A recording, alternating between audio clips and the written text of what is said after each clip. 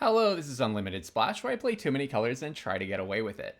Look, I know if you saw my last video where I also played the Arena Direct sealed Winabox event, I said I had a budget, I said it was my last buy-in, but honestly, I just woke up this morning with the feeling that I have one more run in me. I have one more run in me.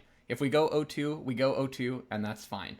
But I decided after some consideration overnight, I slept on it, and I'm going to do one more run of the Arena Direct Winabox. So if you haven't played this type of event before, if you get 6 wins before your second loss, you win a box of Avatar The Last Airbender play booster packs. And if you get 7 wins before your second loss, then you actually win 2 packs. My experience in these events is that it is really important to open bombs, honestly, and specifically to open multiple on-color bombs. So that's what we're really, really hoping for when we open these packs. But I'm going to go ahead and make this purchase. There's no turning back now. I do want to say before we reveal what's in these booster packs that I'm a brand new Magic the Gathering content creator. I just started posting videos last week, and it would mean a lot to me if you would like to see one draft every day. I post a new draft of the current format every single day, and sometimes I do these special events like when there's a Winabox going on. So if you would like to see more of that, it would mean a lot to me if you would click the subscribe button in the link in the description below. And now let's see what we got. Hoping for multiple on-color bombs. Okay. We have some power in here for sure. It's not an absolute knockout, but we have some power in here for sure. So Azula, Cunning Usurper, and Day of the Black Sun are both top black cards in the format. So I'm immediately looking at the possibility of playing black. Or I'm hoping that my black commons and uncommons come through for me. Earthbender Ascension is another very, very good card. It also helps us splash. So hopefully if we have some kind of a green-black option, we could maybe do a minor blue splash to fit in the Azula Cunning Usurper. Diligent Zookeeper can be a good card. It's really interesting. 4/4s for 4 that have no ETB and no ward or hexproof tend to be pretty bad in recent formats. And shout out to Alex of Limited Level Ups, who talks about that a lot, and who's the first person I heard that from. That's just a pretty good heuristic in general. However, as I always say about the Diligent Zookeeper, it kind of does have an enters effect, because the moment that it comes into play, it's going to buff a bunch of your creatures if you have non-human creatures. So it can kind of be a mini overrun as an enters effect. So depending on your deck, I think this actually can be a good card. Firelord Azula is pretty much blank. This is a kind of a card that I love to build around. As Unlimited Splash, I'm always trying to do cool stuff, but this is not like a bomb. Avatar Destiny and Sozin's Comet are basically unplayable. Sandbender Scavengers is okay. And Jasmine Dragon Teashop, you can easily underestimate this card. This really can help with splashing and is actually a nice way to end board stalls in the late game. So I think the rares have the potential to get there. Let's just see what the rest of our pool looks like. Okay, Zhongshang's Deserters, Razor Rings, Airbending Lesson, Avatar Enthusiasts. Okay, Earth Kingdom Jailer is definitely a pull into white. Glider Kids. Okay, we have, I would say our white is okay. Double Sandbender or Mr. P and Ow. Not necessarily what we're looking for. Forecasting Fortune Teller, double Otter Penguin, Octopus Farm is nice. Invasion Submersible is fantastic. Double Rowdy Snowballers, so maybe there's some kind of tempo angle to blue. Okay, we're really hoping for a black to come through. Double Northern. Oh, yeah, I do actually like the Koi. Double Northern Air Temple, Azula, Always Lies, Jude D, Pirate Peddlers. Okay, well, we at least have 2 removal spells, so that's something. The King and Crawler. Yeah, our black is not looking as good as we would have hoped, I think. But we do have some creature density. Okay, in red, Firebending Lesson, Fire Nations Cadets, Fire Sages. We have Lightning Strike. Okay, it's okay. All right, our green had better be pretty good. Origin of Metal Bending, Double Allies at Last, don't hate that. Earthbender Ascension, Diligent Zookeeper, Earth Kingdom General, Double Kyoshi Island Plaza. Got a lot of shrines in this pack, which is maybe not the best thing. Badger Mole's pretty good. Air Nomad Legacy, okay. Pretending Pox Bears, and then we have some of those rares. We have an Uncle Iroh triple Earth Rumble Wrestlers is not really what I'm looking for. Okay, and Kyoshi Battle Fan. Okay, I see. Let's just make sure I've got everything that I might play. Could play Ung's Journey. Firelord Azula maybe, possibly, could happen. All right, well, let's organize this into colors and see what we make of the relative strengths of our colors. Okay, so this is, not really exactly what you want in a sealed pool, but it's pretty evenly split across colors in terms of color strength, in my opinion. like the color in which I have the fewest commons and uncommons is red, but my red is actually not bad. Like it has a good number of early plays if you include Uncle Iroh and Earth Rumble Wrestlers and the Double Jet and Abandoned Attachments. It actually has, maybe playables, but every color has like maybe enough playables to be a base color. I don't think there's any obvious way for us to play all of our bombs. We have Earthbender Ascension plus Diligent Zookeeper, Day of the Black Sun, and Azula. Those are the powerful cards that I'm looking to try to fit into my deck. So I'm most inclined to go in kind of a Sultai direction, but it's a little hard to be sure that that's the right path because honestly, my white looks pretty good, especially when you include the Earth Kingdom Jailer. And I do have, only 1/2 drop, but I have like a bunch of relevant creatures in white. So you could, well, I guess Pretending Pox Bears is technically also a white 2-drop, and then Kyoshi Battle Fan. So I do want to look at something like Boros Aggro just to see what those colors look like. But that deck would have absolutely no bombs. And it's really hard to get to the finish line in an event like this with no bombs in this format. I really feel strongly that in this format, you need to be playing as many rares and mythics as you can. And by the way, as evidence of this, as I kind of said at the end of yesterday's video, if you look at the trophy decks on 17 lands, you can go in on 17 lands in the website and you can look at like decks that have recently trophied in the event. Almost every single one of them has 2+ very strong, very, very strong, like top rares and mythics in the format somewhere along their curve. So curving out with like a commons and uncommons Boros aggro deck this is one format where that's maybe not the best strategy, even though in some sealed formats that can be pretty good. So I'm going to look at those two.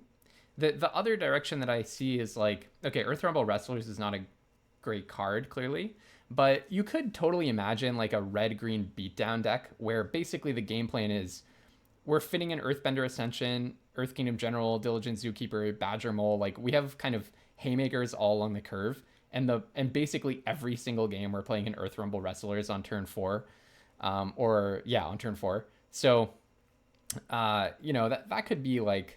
That could be a way of winning some games. You just basically count on your opponent to get mana screwed. So let's see how all of that looks. I'm gonna start with green black because that's the one that fits most of my bombs into it. And let's see how that looks. Okay, so green black would probably look a little something like this.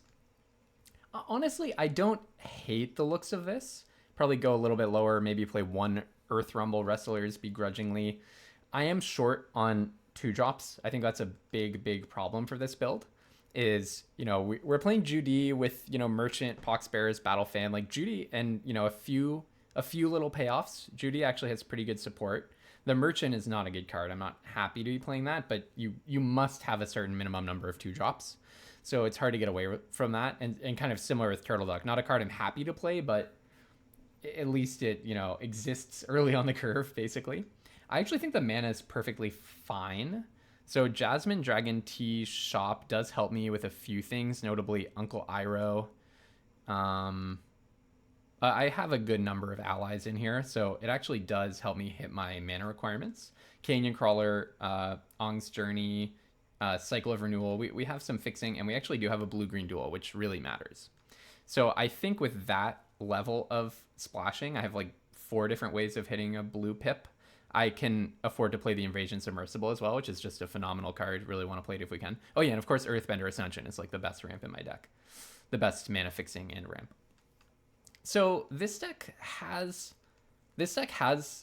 some power in it. Earthbender Ascension. I think Diligent Zookeeper is pretty well. Oh, maybe it's not well supported. Actually, maybe everything is a human. Oh, that's an issue. That's actually a big issue then. Yep. I mean, I do like combining Diligent Zookeeper with Jasmine Dragon Tea Shop. It makes all of these allies a 2/2, because note the allies are not humans, weirdly enough. The interaction's really, really good. Day of Black Sun is kind of nice. Allies at Last, Swamp Snare Trap, sold out. The early part of my curve is scary to me. The low number of 2-drops and the low card quality among the 2-drops. But I think having the board wipe actually makes that more excusable. If we fall behind, we at least can have a Day of Black Sun. And by the way, I think Day of Black Sun is an amazing card. I thought it was like pretty good, and then I got to play with it a few videos back. I'll link that video in the description. And that was maybe respect the card so much. I actually think I have 2 videos where I played with it. Anyways, this is what Sultai looks like. Not super convincing. I'm going to take a look at, see if I can find a faster or more consistent build in this. Okay, so Boros aggro, okay, ignoring the lands, obviously. I think Boros aggro would look a little something like this. It's not here, right? I mean, actually, this is a 3-drop. The mana is pretty bad. I need to hit double red for Iroh, triple red for Jet, and most importantly, the 2 drops are just not there. I do not have the 2 drops to make this an aggressive enough build to make up for the fact that I have no bombs. It would be nice if I can play my Jets. I wonder if there's like a... This is making me want to look at green-red Stompy and see how that looks. I could play some of my bombs in green-red Stompy. So yeah, let's see if that's a possibility. Okay, so I actually had a lot of hope for green-red, but this is just a total disaster, right? I mean, I literally have 2 2-drop creatures. I do have 2 1-drops, but still, that's 4 creatures to play by turn 2, and you can see I've used every single card that I have access to. So this is just purely not an option. Actually, I want to look at what cards I have that have mana cost 2. Sorry, there we go. Bear with me while I figure this out. So I have, if we put these back in here, Zhongzhang's Deserters, so 1 in white, 3 in blue, Forecasting Fortune Teller, and 2 Otter Penguins, 3 in black, Judy and Merchant of Many Hats, 1 in red, and 1 in white or black, and then 1 in white-black. So maybe white-black is an option. I did win a regional championship qualifier with a white-black deck, but white-black sealed. I actually went undefeated, almost undefeated in games, except for one game where I only drew 2 lands in 4 rounds. So that the black-white synergy deck can be good, but I don't even have the Signpost uncommon. I don't have pretty much anything except, I mean, Judy plus Merchant, Judy plus Battlefan. Okay, let's look at black-white, but then I'm probably just going to end up back in Sultai, I think. The question is whether it's base. I think it pretty much has to be base green-black, because I have double black on Day of Black Sun and double black on Azula. And if I'm not playing those 2, then I'm leaving behind a lot of the importance, a lot of the value that you get from playing black. But let's just see, for argument's sake, let's just see what white-black would look like. Okay, I think my white-black build is something like this. Again, ignoring the lands. I would have to find a way of splashing for Azula, which I'm not sure if it can happen. I will say this is far and away the best curve I've seen of any deck in my pool. So there's definitely that to commend it, but really black is contributing the 2 drops. I can play, if I'm playing black and not white, then I can play all but 2 of the cards in my 2-drop slot. And white is contributing most of the 3 drops, and of those 3 drops, like Glider Kids, Water Tribe Captain, Avatar Enthusiasts, they're fine, but and Pirate Peddlers, like these are all not the greatest cards you've ever seen. Earth Kingdom Jailer is fantastic. That's a good pull into white, but it's basically my only pull into white, other than getting to play Jets consistently. And even then, the mana looks actually a little bit bad starting in the 4-drop slot. First of all, I have to hit 2 white to play Soak on Curve, and then I need to have 3 white to play Jet, plus somehow finding blue for Azula. And I'm not sure that Day of the Black Sun is at its best usage in this deck. So not super convincing to me, but I'll keep this in mind if Sultai looks really impossible. But I just think it's clear that we're supposed to be base green, black. The question is just how much blue should we and can we squeeze into that build? Okay, I think this is probably my deck. I don't love the curve. If you add Turtle Duck onto everything, I have 1, 2, 3, 4, 5, 6 2-drops, and they're not very good ones. And then in terms of things to do on turn 3, it's like even more. Okay, looking at this, I was thinking I would play Cycle of Renewal over Ong's Journey for ramp, but actually I'm just gonna put an Ong's Journey to balance that out a little bit more. The idea of the deck is just kind of curve out and beat down. It has a lot of interaction, so it benefits from the green-black removal package. I do have 2 top bombs, Earthbender Ascension and Azula, so I can't complain too much on that front. What I'm very concerned about is that my 2-drop slot is quite weak. I think I am going to play the Diligent Zookeeper as I really want a solid 4-drop slot. Like by turn 4, I want to always be playing a 4-drop. And I want that to be just as much power and toughness as possible. The thing about it is I think I played Diligent Zookeeper over the third Earth Rumble Wrestlers. I'm not thrilled to be playing Earth Rumble Wrestlers. And maybe I should put in the Vinebender over one of the Wrestlers, perhaps. But the reason that I am playing it is because, okay, it buffs Kyoshi Battlefan, the ally that makes. It buffs the ally that the Poxbearers drops. It buffs the Turtle Duck actually quite meaningfully. It would buff Invasion Submersibles, and the Canyon Crawler, and the Badger Mole. Funny thing about it, by the way, is Diligent Zookeeper actually does buff your lands. Your lands are a non-human creature. The problem is they have no creature type, so it gives them +0/+0, which I like a lot. Oh yeah, and it also buffs the creatures made by Jasmine Dragon Teashop. So I think it's better than Earth Rumble Wrestlers, and I think it's a curve filler. The number of like C and D level cards that I'm playing does probably not bode well for my trophy chances, but hey, we love an uphill battle. I also considered playing kind of blue-black control. I have double Ruinous Waterbending, which is not a great card. I think it's a blank in your hand a lot. But I was thinking, can I put together like Octopus Form, my blue 2-drops with my black 2-drops, play like a very sacrifice-heavy kind of Esper control deck where I forget about Earthbender Ascension and I'm just focusing on Azula. It would probably raise my average card quality. The reason, actually, you know what? I'm going to put that together and we'll look at it. The reason that I didn't like it when I was just thinking about it is I don't have card advantage at all, and I don't have counters. So, like, I have none of the counter spells, not even the common It'll Quench Ya. So it's kind of hard to see how I would manage to win a control game when I can't even draw more cards than my opponent. But let's quickly look at it. Maybe that one's good. And then I swear, after that build, I'm probably just going back to Sultai and we'll run it out. But let's see what that looks like.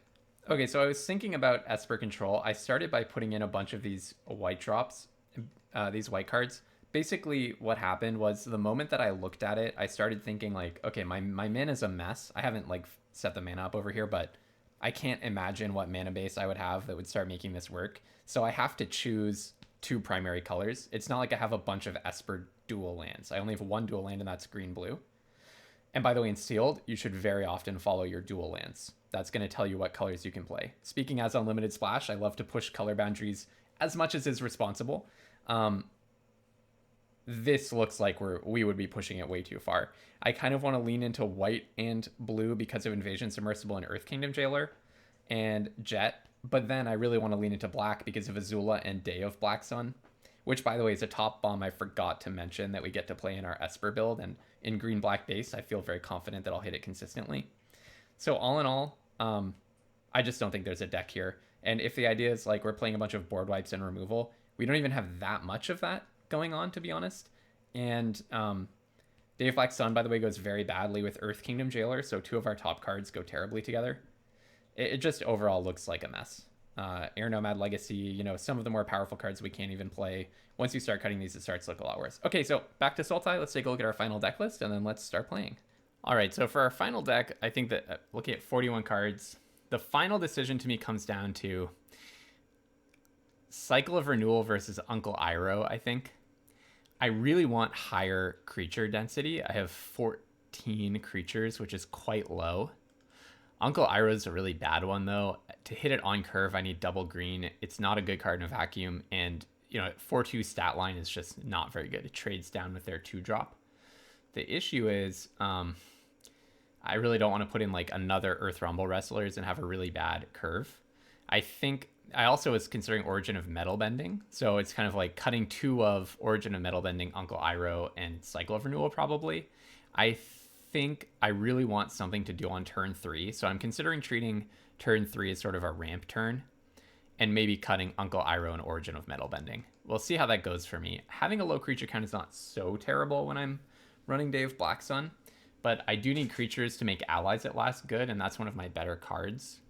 We'll see how this goes. I'm not, you know, there's a lot to not love about this deck, but, you know, it's a scrappy one, and I think it's capable of grinding out some wins. So we'll see how it goes.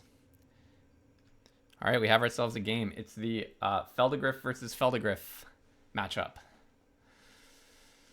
Okay, yeah, not the best hand ever. Can I mulligan? I think a lot of my hands are going to look like this. So look, we have something to do on turn 2. We have a removal spell, and then Earth Kingdom General is 2 bodies. Yeah, we just need to not get absolutely outraced. So start with an Ong's Journey. Do I love this hand? Absolutely not. Okay, we want double black. Yeah, we want double black. A bunch of our stuff depends on double black. I have more than enough green, and I have my blue splash already sorted out. So if they play something amazing here, it can get trapped. We're very slow at the gate, but we are maybe a more controlling deck than I had hoped. I was trying to put together a beatdown deck. Not the best. At least Earth Kingdom generally uses these lands for something. Kind of wish that Swamp Snare Trap had flash. It does not. Okay, they're Jeskai, and they got their mana set up naturally. Okay, I don't have to play around Quench, so that's something nice at least. Where were you a few turns ago? All right, I'll just go ahead and Earth Bend, and so there's a decision, like Earth Bending onto Meditation Pools is kind of nice because you can sack it and get it back. It lets you draw 2 twice. The issue is it uses up my blue source, but I think it's worth it here because I'm just going to have so much extra mana. Oh, this is a May ability? Why is it a May ability? Oh, because that's interesting design. You could not choose. You could like put a plus almost. If it weren't a May ability, it would force you to do the bigger putting counters on earlier in the turn, right? Because it only triggers once a turn. That's kind of interesting design. Didn't think about that. Okay, so they are holding up Quench mana, but I'm going to be able to pay for Quench. They're not holding up Quench mana. It's the Battle of the Poxbearers. Wow. I'm getting a lot of lands, aren't I? Well, let's play second blue source. Let's Swamp Snare Trap the Captain, because that's looking pretty good in this context. And then I will play my own Poxbearers. And then I wouldn't mind drawing something good. I have no card selection and no card advantage in this deck, so this kind of thing will probably happen to me a lot. It was probably a bad keep, to be honest. Probably should have sent it back. I actually cannot kill that Combustion Man. Okay, I guess I can technically kill the Combustion Man if they have, like, no combat trick. So, okay, I'll play it. Not the best blocker in history, but I do control a creature, land creature.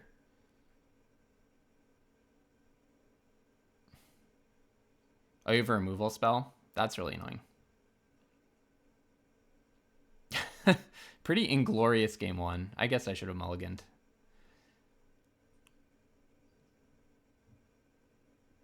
I'm just so much more allergic to mulliganing than I used to be. I used to be a way more eager mulliganer. But I feel like being down a card in Contemporary Magic is just so bad. Every card is so good compared to how good they used to be. So they're on 6 lands. We saw 1 removal spell so far, and there's just so much that they could have here for 6 mana across 3 colors with double pips of 3 different colors. If they attack, I'll happily block Combustion Man. Well, obviously I'll just take the damage. So destroy target permanent unless they... Yes, so I take the action. I'll double block here and I'll block there. And if you lightning strike something, then... Okay, all right. I don't hate it. Let's see what you've got. Maybe I should have had the Poxbearers die instead of the land. That might have been a mistake. If it was a mistake, it was a minor one, though. Fire Sages. Okay, I just need to draw something good. Azula? Yeah, I've seen worse cards. I can make a clue. That's interesting. I could, for example, block the Fortune Teller, make a clue. Oh, I see what I can do. I think I have a nice play here. Well, they're going to get to crack their clue, which is unfortunate for me. Probably what I'm going to do is I'll let them attack with everything. I'll block their Fire Sages with my Poxbearers. Presumably they put a counter on the Sages in response. Then it has taken damage. And then I will sold out it. So I'll block here. Ask them to spend a chunk of their turn putting a counter on that guy. It happens. Pass to damage. 2 counters. Whoa, I like that. I like that a lot. All right, we go to damage. I take 4. I make a 1/1, and then you cannot quench me. So this gets sold out. Make a clue, and then draw a card. Okay, we're getting some cards here. Just not 2 lands, please. Oh, what? What did I say? And this has been happening to me. If you look at my last videos, I swear to you, this has been happening this whole event. Every Winabox buy-in, this is what happens. Terrible draw. Oh, terrible draw. Wow. I had so many chances there to draw anything. I definitely should not be on 16 lands. And now, of course, you have the Mythic Saga. Okay, yeah. And then you...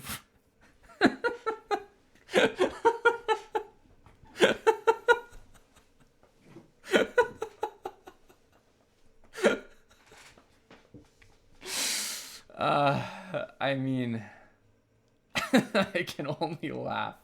This is game 1. We're being matched against someone who has 0 wins. And they literally just went, look, after such a normal game, Lightning Strike, Water Tribe Captain, Pretending Poxberries, Farguessing Fortune Teller, they literally go Legend of Roku into Ong at the Crossroads and Legend of Kuruk. I mean, I don't know what to say. Technically, I could have continued playing, but at some point, it's just more demoralizing. Like, you lose total equity in the event by continuing to play in situations like that because of just how demoralizing it is to play against. This format, I have to say, even as I'm doing this, I think the biggest takeaway from this video is do not play Avatar Sealed. It's just play Avatar Draft. Avatar Draft, I love. I think that's one of the best formats in recent memory. I may even like it more than Final Fantasy, which is a controversial take. I actually think it's the set of the year for Draft. One of my all-timers for sure. For Sealed, what a miserable experience. You just need to get like, I mean, that was, if you look on like 17 lands, that was 3 of the absolute best cards in the entire format that they just went 1, 2, 3 in a row. Now they probably couldn't have played them both, so we could have kept playing a little bit, but to what end? To what end, I ask you? I'd rather just roll it again. So here, I'm going to play Pirate Peddlers before doing anything else because I really want to sack the Merchant, and I quite like the idea of getting value for my sack. It would have been nice to Surveil and try to get a Forest, but I think it's just better to start getting value representing a threat. Okay, Glider Kids.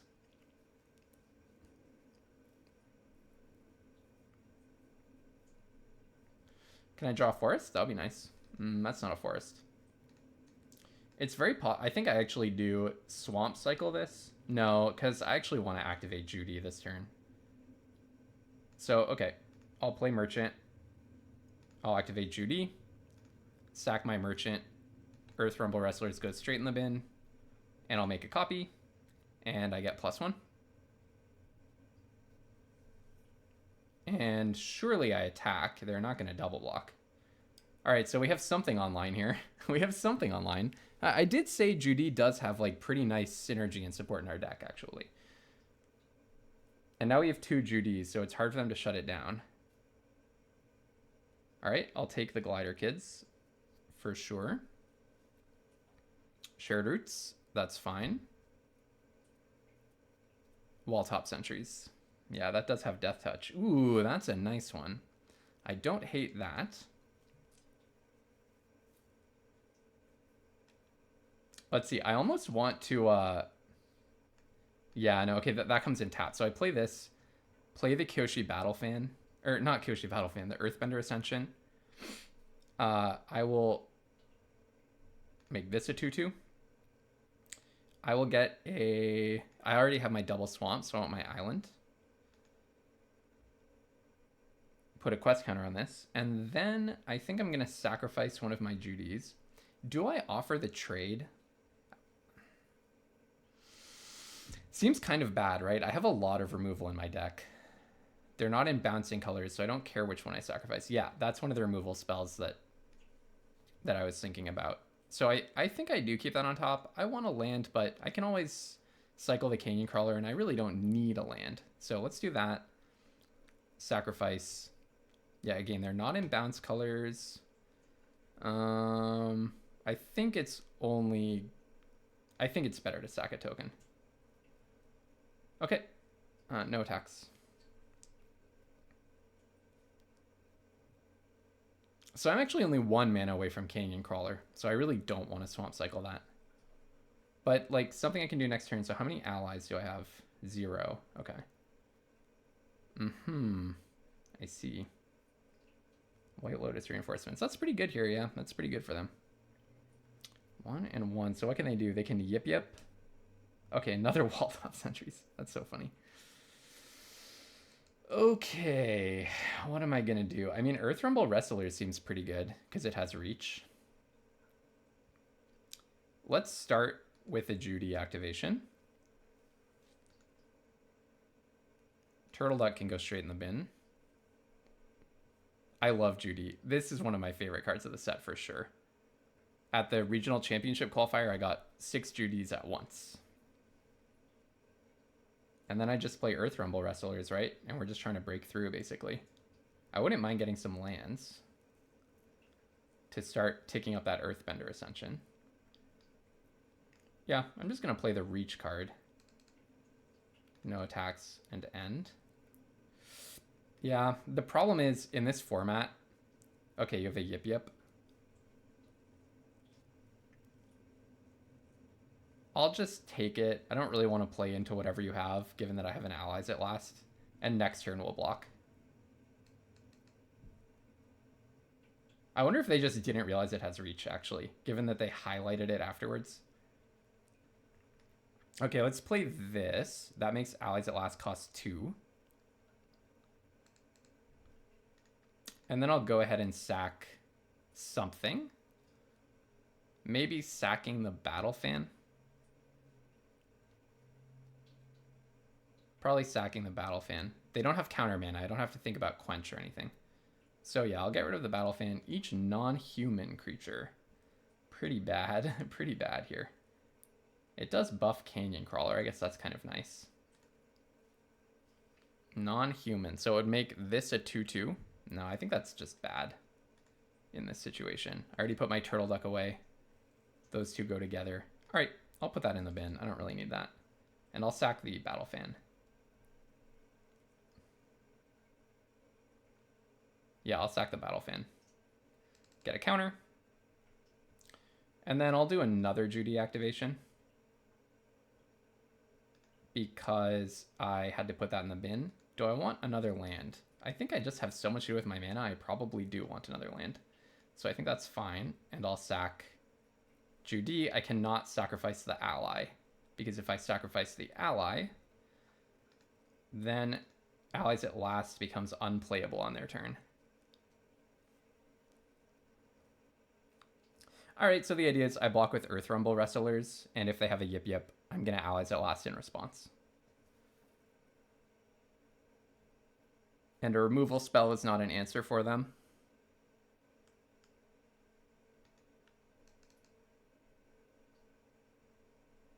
Compassionate Healer, that's fine. It is a 3/3. Alright, this time I will block you. And let's see what you're holding. Is it a Yip Yip? Is it your own allies at last? Fancy Footwork. In response, I'll have 2 creatures you control. Deal damage to a creature an opponent controls. Zap. Alright. Okay, so maybe now I attack with Earth Rumble. Could be, yeah. Could very well be. I need to start pushing damage. I have more than enough blockers. I just need to start getting active and pushing damage. So let's send in the Earth Rumble. All right, that's damage. I will play land, play a Canyon Crawler. Don't Swamp Cycle it. Please play it. Hoping that they don't have Another black, and then the mythic board wipe. Which is just how my life goes. It's just how my life goes. Actually, this is a good draw here. I think this is a good draw here. I think I want to be... It turns on the Earthbender Ascension, and I want to be making creatures for more Judies. I need more Judies, honestly. I just don't have enough Judies. Here, I think I finally will sacrifice that ally. I probably want the clue. Yeah, if it's swamp into mythic board wipe, I might actually just cry on stream. I do love Magic. I just think this particular format is probably not really worth your gems. I think what is worth your gems is draft. Love drafting this set. I love drafting this set. Okay, Trample, Death Touch is a very nasty combination. So I think that's what we're going to do. I mean, we could put it on the Pirate Peddlers, but Pirate Peddlers is going to get Colossal. I am actually going to Surveil first, I guess. I do want to probably make an ally. That's actually a pretty good one, isn't it? That's actually a pretty good one. Actually, do I even need it? Nah. Maybe I just want to land. So do this and I'll crack. I'll probably sack. Maybe I'll just sack one of my Judies. All right. Next, and in with the Death Touching Trampler. Oh, I probably should have also attacked with Earth Rumble Wrestlers. That must have been a blunder. That must have been a blunder. All right, trample 1 damage to that, 6 damage to you. Maybe I actually do want a land on top, like really badly. So in that case, I actually will keep doing this. It means I can't make an ally, but I think that's fine. Allies at Last is a good one. That gets rid of their Death Toucher. Okay, I think that's fine too. Right. And end. All right, I need to start putting some pressure on. There are so many bombs in this format that I don't want to see here. I need to start making more aggressive attacks. Earth Kingdom Soldiers, fine.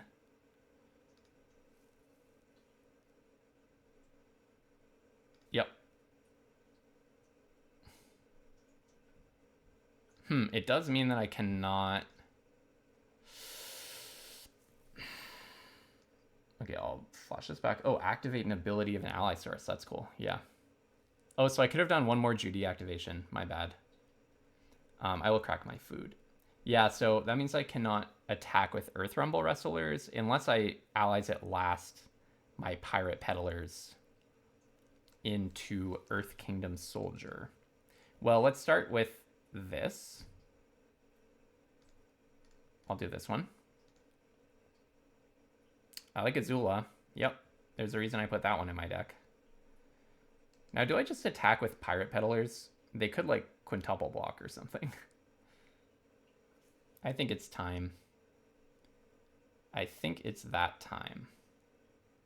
So actually, first I play Merchant. I play Merchant, sack it, and I still have enough mana to play Allies at Last to get a 13/13 Pirate Peddlers. 12/12 is just not enough. Judy is the most fun card in the format, in my opinion. I love Judy. All right, in for 13. I fully expect them to chump block because I haven't found a land. They might have an attack here, potentially. Okay, I'll just Allies at Last that. I could have done it before combat. Because I don't have trample, but I was hoping that they would, like, quadruple block. Just kill that. You do gain 2, and let's do one more activation of this. I am leaving myself open to an attack. If I do that, okay, maybe not. Maybe it's not worth one more activation then. Leaving back some blockers seems wise. We shall see what they have. Avatar Enthusiasts, still not the Mythic board wipe, thank goodness. They're getting a pretty big board themselves. I wonder what they'll give me. Maybe a Shared Roots. All right, well, I will play Azula, even though I'm afraid of board wipes.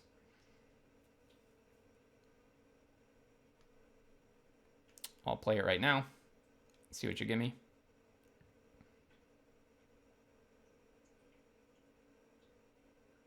You give me Raucous Audience. And I'm imagining Shared Roots. Shared Roots is actually sweet for me. Yeah, I was actually hoping that you would do that because Earthbender Ascension. So get a land, get a counter on the Ascension. Probably I actually put it on, maybe I put it on Pirate Peddlers. Becomes so hard to block. Can I just attack with everything? I'm just concerned that they have, let's see, it couldn't be sold out. It couldn't be the Exile 3 or more because that is a sorcery. If I attack with everything, airbending lesson would be one. That would be really punishing. Block, block, block, block, block. I would get through like 6 damage. Yeah, I don't think it's worth it. I'm just gonna send in the Pirate Peddlers.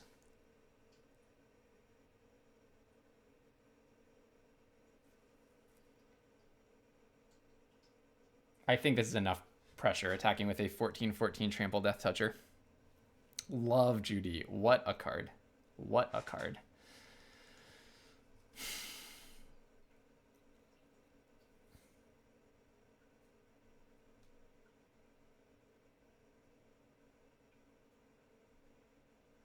I do wish we hadn't dropped a game.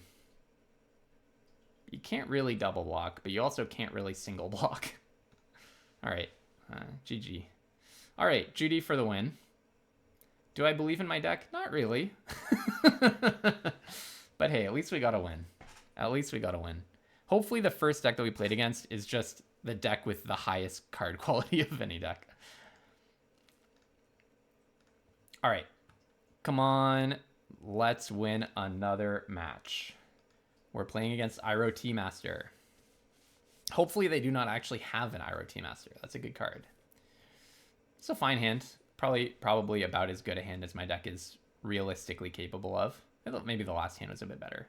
Our opponent's on 42 cards. Maybe they had 1,000 mythics. Okay. Green and Battle Fan. I'm very happy to have a 3-drop. I'm going 2, 3, 4. That's pretty nice. They're not the best 2-drop, 3-drop, and 4-drop in the set, but, you know, we make do with what we have. All right, play my island. Next, I'll attack. See what you got for me. Okay, that's fair enough. So they're feeling like a little bit more of a slower deck. Maybe they're Jeskai and not just Boros or something. Or they're just trying to race and they don't want to start out down a few life points. Any of these things make sense. Another Kyoshi Battle Fan.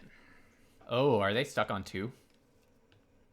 That would be a shame for the opponent. All right, Earth Rumble Wrestlers and pass. Not interested in trading Pirate Peddlers here as much as I want to keep pressure on. But we're going to make a big attack next turn. Curious Fire Minerals. Okay, so you're at 23 now, effectively. We're attacking. Yeah, I don't want to get yipped. I think I'm happy to just take that.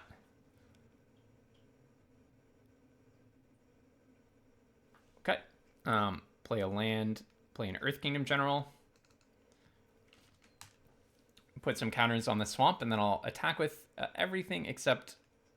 Do I attack with Pirate Peddlers? Actually, probably. I think... by the way, I do choose to gain the life here, yes. I think I do attack with Pirate Peddlers. It lines up so well against Yip. Is there anything else here? They don't have green, so it can't be +1/+1 and indestructible. It's not fancy footwork. Yeah, I'm happy to trade 2 for 1 if they want to like buff their farm animals and block my Pirate Peddlers. Oh, it's Razor Rings. I get it. Okay. Oh, so I actually kind of gave them 2 free damage. Because if I'd blocked, they would have Razor Ringed on my turn, and it would have been blocked. Yeah, too bad. They do have Iroh Tea Master mana. It's very, very on point for them. Lightning Strike. Okay. Yeah. I need to find some more good stuff. Oh, attacking with everything. That's a bold decision. They decided against it. Should I be on 16 lands? I do feel like I'm flooding, but I also have no card selection, so that's probably why it feels like that. Do I just Swamp Snare Trap their 2/1? It feels so bad, but it would let me get through damage. I think I actually do. Again, that feels like horrible. That feels horrible, especially when they can just stack up their farm animals next turn. But I think cracking through for 5 here is good, and I have a sold out as backup. I actually think I do it. It's kind of ridiculous, but given how resource constrained they are, I don't know. We'll see what they play next turn. Probably putting it on the swamp is wise because the other card can trade up. They don't have black, so they don't have access to Corrupt Court Official. If they spend their turn equipping Kyoshi Battle Fans, I'm happy, right? Okay. Does that look like a board wipe maybe? Or they're just trying to preserve their life total perhaps? But I think it's just like our opponent's stuck on 3. We're just spending down resources. Oh my goodness. And we're stuck on every land you've ever heard of. I'll just offer the trade.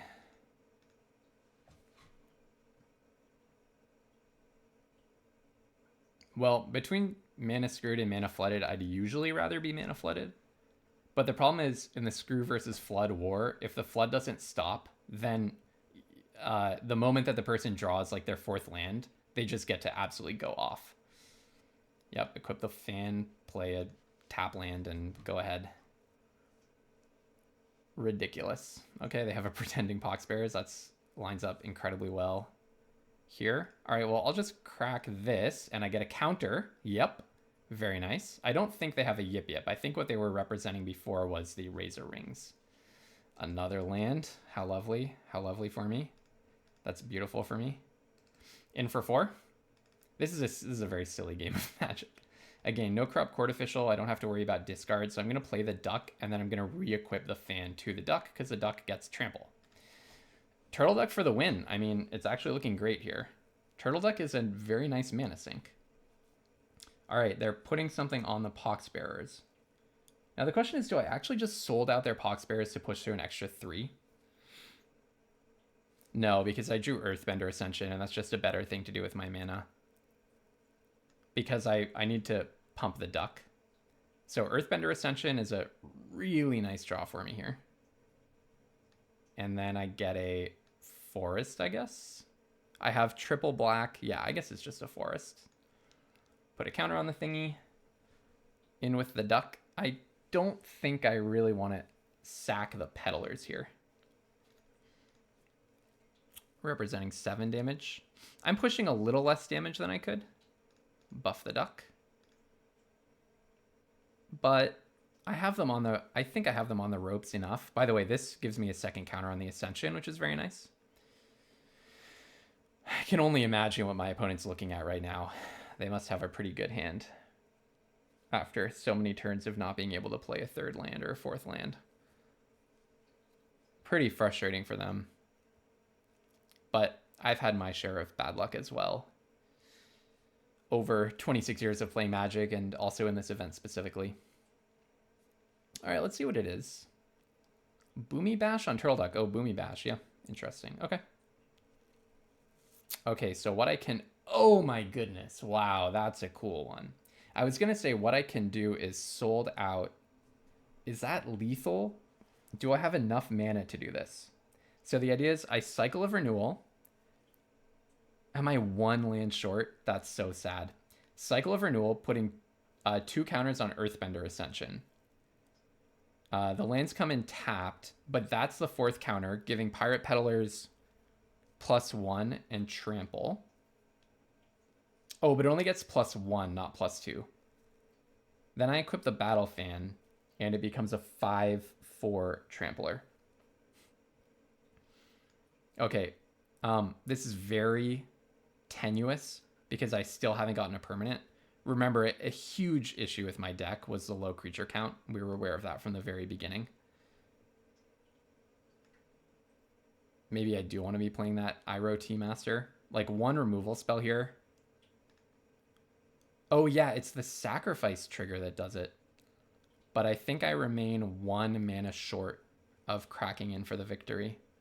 Right? It's a trampler. There's no way to do this, is there? Ugh, 1 land short. That's so sad. With 1 more mana, I could sold out their 1/1 and get in for 6. Yeah, I don't think there's another way. Okay. Trample over for 5. Oh, if they have a removal spell, then we're in top deck mode. It can't be Booming Bash unless you drew another land. It can't be Lightning Strike. Airbending Lesson would sort of do it. What else? My mind is just thinking White Aura Sight from Final Fantasy. What else is there in this mana combination? Fire Nation Raider. Okay. Yep. GG. Dave Black's son is not going to be needed here. And in we go. Yeah, tough game for them. Looks like they had a Boros aggro deck probably on... I don't know. They were on 42 cards. I wonder if they're running like 16 lands and 42 cards or something. But could just be really bad luck. That definitely happens. I don't know. Is there anything I can do about my low creature count? I think I'm going to take a quick look at my deck and maybe make some tweaks. Okay, I swapped out Cycle of Renewal for Uncle Iroh. These games have been pretty scrappy. But if we win one more, we at least get some gems back. We would go 3-2. So, you know, hoping to crank out a win in this game. This hand is terrible. So that's going to be an easy mulligan for us, I think. Unfortunately. This hand's much better. I think we just put back Azula. To play Azula, we need 2 black. Yeah, I think we just want to try to curve out here. It's pretty simple. We would need another black and a blue. I think it's clear that we're just supposed to put back Azula. Feels bad, but it's just not really attainable for us. All right, Judy. Playing this first so that I can activate it next turn if I draw any land. Okay, first time flyer. That's a land. Nice. Somehow I didn't think I would get there. I'll play Kyoshi Battlefan. And then I'll sacrifice probably the fan. Just make a little 2/2 army here. Because, yeah, I like having the ally. Is this good? Yeah, that's a good card. That's a good card. I want that card for sure. So I'll sack the Battle Fan. Right? How useful is a 1/1? Well, I'm going to sack the 1/1 eventually anyways, probably. So, yep, just throw away the Battle Fan. It's kind of nice synergy. If they play Glider Kids, they kind of shut down my Judy's. Water Tribe Captain. I could try to clear the way here. So one line would be allies at last, shooting the captain, and then double activate Judy. I think I just want to play my wrestlers. Okay, so allies at last, killing the captain. Activate both Judys, and then I would have 3 Judys at the end of that. Versus play Earth Rumble wrestlers, and they're left with a captain and a flyer. Kind of like the idea of just having the biggest creature and having a reach creature. I think that probably makes the most sense. It is only a 3/4 on their turn.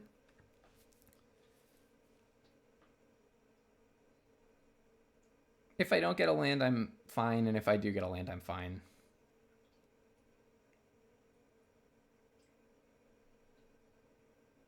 I think. Did they not draw a land? Glider Staff. Okay. Really good card. Really good card. Airbending my wrestlers to get in for 2. Yeah. Okay, so they're choked on lands, which means I really want to be proactive. Badger Mole's a very proactive card, though. Okay, yeah. Killing that makes sense to me. Oh, it's just a tap land. Got it. Okay. I got it.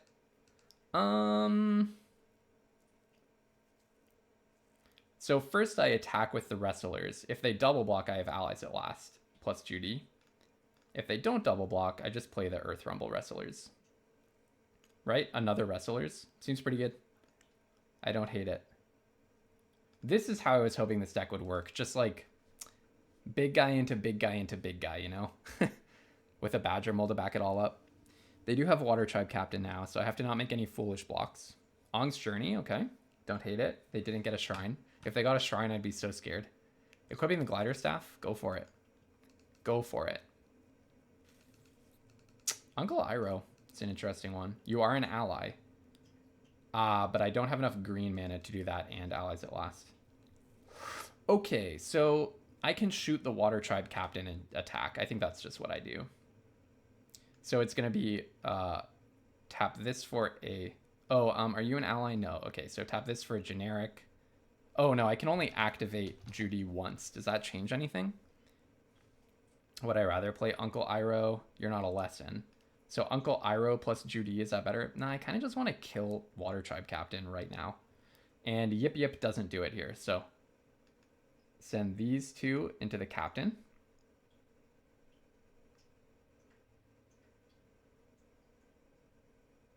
Yeah. I could Surveil first, but I think I'd rather just like be making my attacks basically. And for 6, which is a pretty big amount. Bonk bonk. Activate Judy. And I'd like a land, please. Oh, that's basic. That's better than a land, essentially. That's better than a land. It makes my Earth Rumble Wrestlers bigger. Yeah. All right. I mean, I have no idea if I'll win this, but this is what I was hoping this deck would do. This kind of feels like the deck is doing what I designed it to do, which is one of Magic's great pleasures. They're on 6 lands. They haven't shown that they have a lot to do with mana. I'm kind of worried about like a Wan Shi Tong at 6. That's kind of when you start wanting to play Wan Shi Tong. There's also multiple. There's like the White Mythic Saga that has been played against me so many times in these events. Okay, that's much less scary. That is much less scary.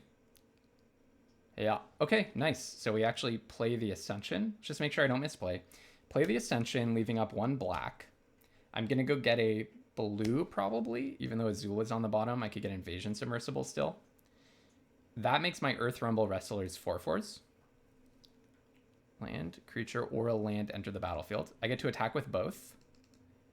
And then I'll activate Judy once. Sounds like a plan. So I do this. I'm going to go... oh yeah, I'll make this a 2/2. I'll fetch a island. Because I can still get the submersible. Oh yeah, and we get to that's the other thing. So we get to shuffle Azula in, which is nice. Do this. It's a 4/4. You get 1 counter.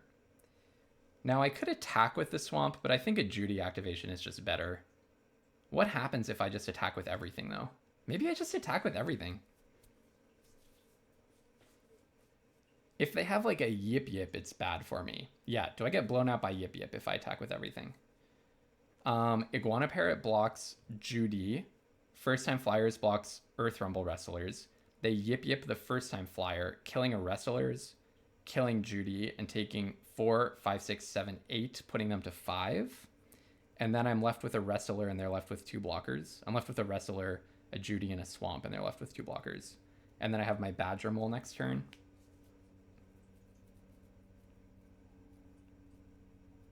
Yeah, I don't think I really want that. Well, if I attack with both Earth Rumble Wrestlers, yeah, Yip Yip is nowhere near as bad. So, yeah, I'll go in with these two. They could double block a Wrestler.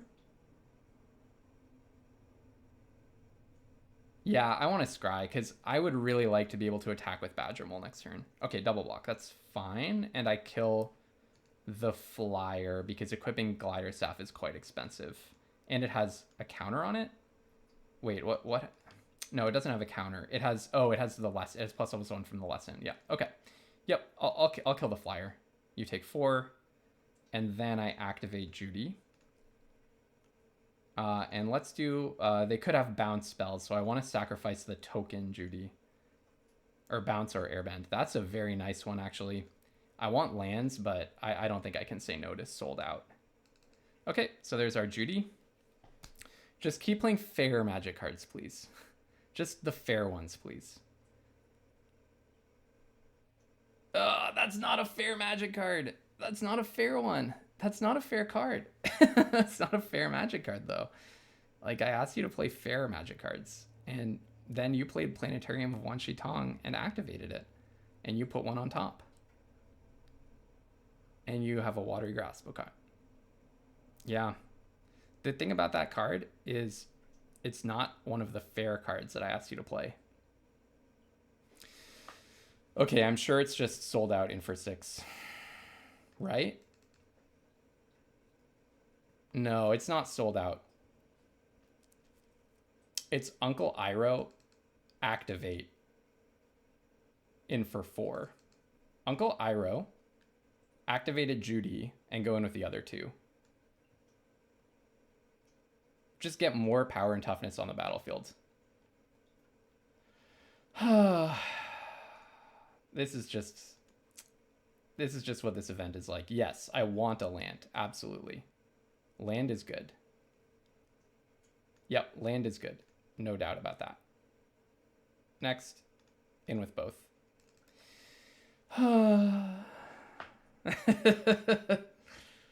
What a world. What a world it is. All right, I get my land back, but then it's going to get Badger Mold next turn, probably. I get a quest counter. Digging.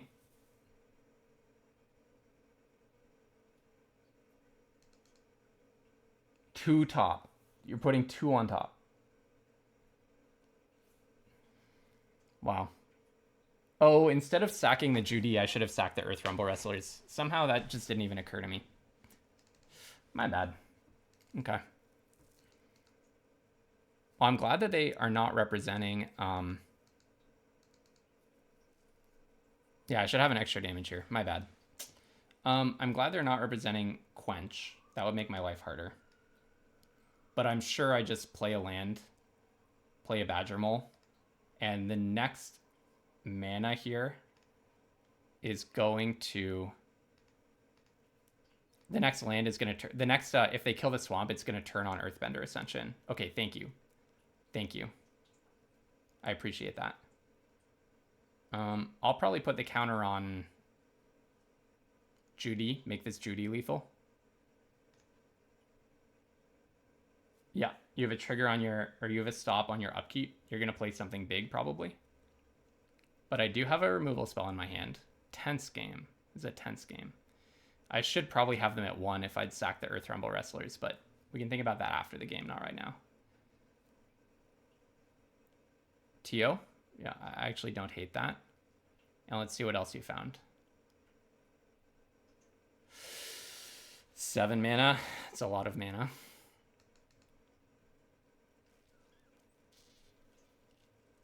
They don't have board wipe mana. They definitely do have airbending mana. Boomerang basics to airbend something and you draw a card. Oh, wow.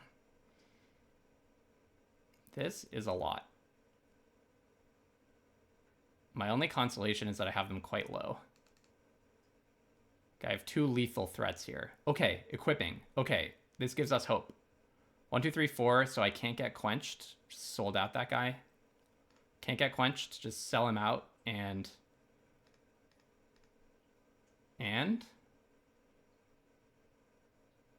Razor Rings, but you don't gain an extra. I see, you could have Razor Rings this, gaining 1, and then you would have taken 4 from the other one.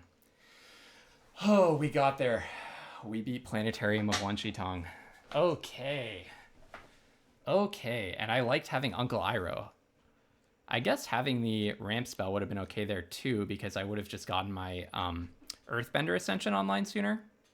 Yeah. All right. Well, hey, we're getting some gems back. That's a 3-2. I don't hate it. And this was a fun event so far. So I don't hate it. I don't hate it. So one thing that I do, I'm just going to pause to like say a few words and reflect a little bit on the game so far, because I think that's actually really important when you're trying to play competitive Magic, is to just like be aware of your own thought processes and reflect a little bit on them. One thing you'll see me do a lot is, especially when I'm playing in a competitive event, is to actually just like do little psychological techniques to make sure that I'm not getting too down or getting anywhere near tilt territory. So like I never claim to be like a perfect player. You definitely just saw me. I think I'll have to rewatch, but from my recollection, I think you just saw me blunder 2 damage in a very tight spot where it really mattered. When I sacrificed a Judy token to Judy, and I didn't even think. I just was so used to doing that by muscle memory of doing it like 5 turns in a row. I didn't even think to sacrifice the Earth Rumble Wrestlers, which have been watery grasped, which is clearly the play, and actually like a big difference. Having a 2/2, an extra 2/2 in that situation is huge. But I definitely try to, like, when I notice that, I try to underreact, and just to keep it in, not even keep it in perspective, like treat it as less important than it is. Because if I have seen so many times, especially in paper Magic, I'll watch my opponent just almost tilt themselves by, they feel like they're getting mana screwed, they feel like they're getting mana flooded, or they make a bad mistake, and then they just start beating themselves up about it, and it clearly impedes their ability to really think through and process what's in front of them. And in my opinion, that's so devastating to your ability to actually convert the game into a win. So I'll often just, when I make a mistake like that, just pause, or even just try to keep rolling and just say like, okay, I'm gonna remember that for later. After the game, I'm gonna think about it and like debrief with myself and remember, okay, next time I have a Judy and a locked down creature, I should sack the lockdown creature. But I'm trying not to let it like throw me during the game. And similarly, like game one, where they played the Mythic Saga and ripped off the top of the Mythic Saga and Ong. Looking back, like I didn't have 0% chance of winning, right? Their deck didn't seem, no disrespect to them, I'm sure they built a deck that like could play a bunch of the best cards, right? They got awesome bombs and they were like, I'm gonna have to play some D level cards or C level filler to be able to fit these bombs in here, which is a totally fine way to build sealed. But overall, their deck didn't seem like, crushingly great other than those bombs. And I had not drawn a lot of my good cards yet. And they were probably only going to be able to play one of those cards in the next turn before they just went away to the saga, right? So it's very possible that I had, I don't know, like 5%, 10% chance to win if they, let's say, played Ong and whiffed the next turn, and then I draw Day of Black Sun, and then it turns out all 4 cards in their hand are blank, something like that. I could win. But 95% of the time, they're going to beat me, and it's going to be dispiriting. Like, it's going to be a crushing defeat.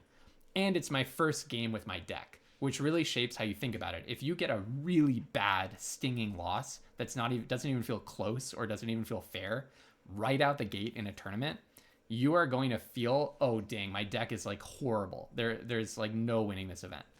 So psychologically, yeah, maybe I have a 5% chance to win. And if I were like a robot who just treated every single match as completely independent and was just optimizing on every move, then yeah, maybe like the best thing to do is to play it out.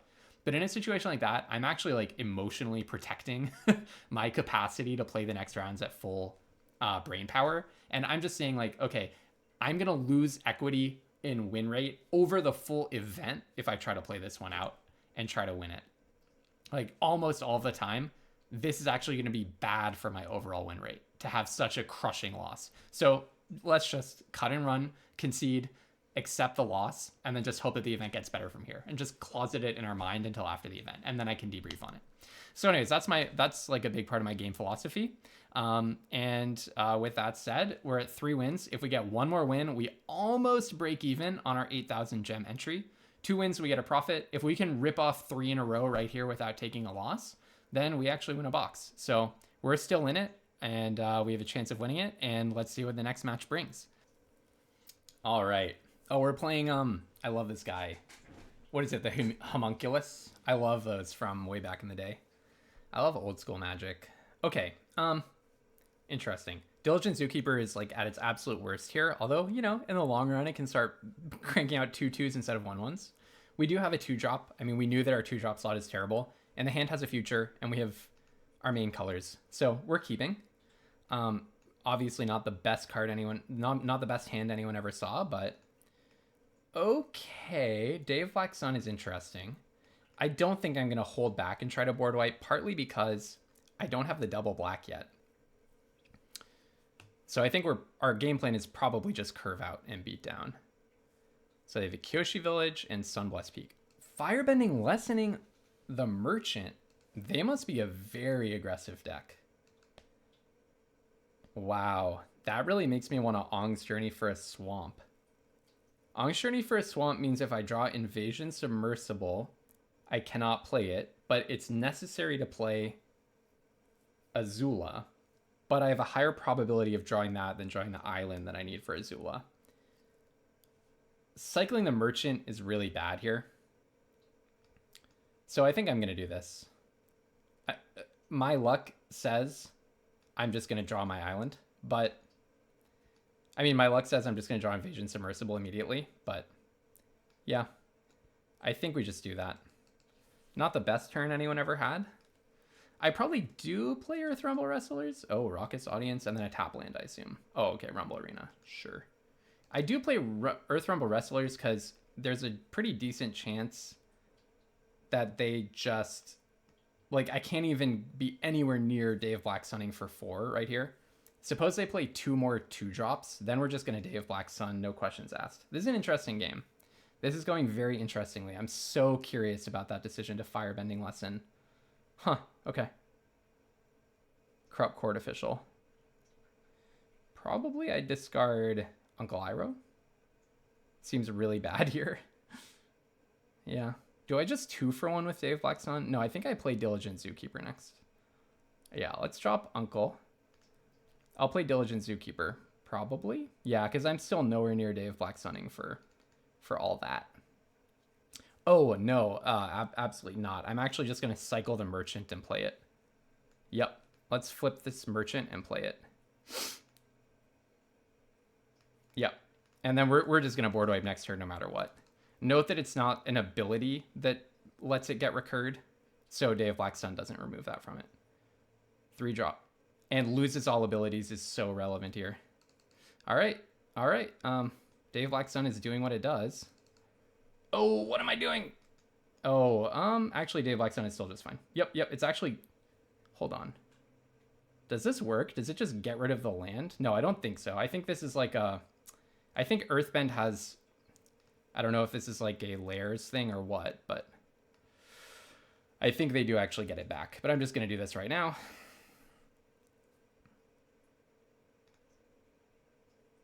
Yeah, this is like a... It's not an ability of the creature. It's a thing that applies to the card. But Diligent Zookeeper plus Turtle Duck. Okay, 1 on the bottom. I like that. That's what we designed the deck to do, is Diligent Zookeeper and Turtle Duck. Yeah, I like that. Okay, so I'll play this. Zookeeper. So they can crack a land here. I'm expecting them to crack a land. All right, 2/6 Turtle Duck. All right, cracking the land. Looking for your 1 red counter. All right, we have a 2/6. That Turtle Duck is serious business. That's no joke. Okay, Iroh's demonstration. Yeah, sure. Our Turtle Duck got nerfed. Yeah, they do have a very aggressive deck. Kind of just want to trap that guy, honestly.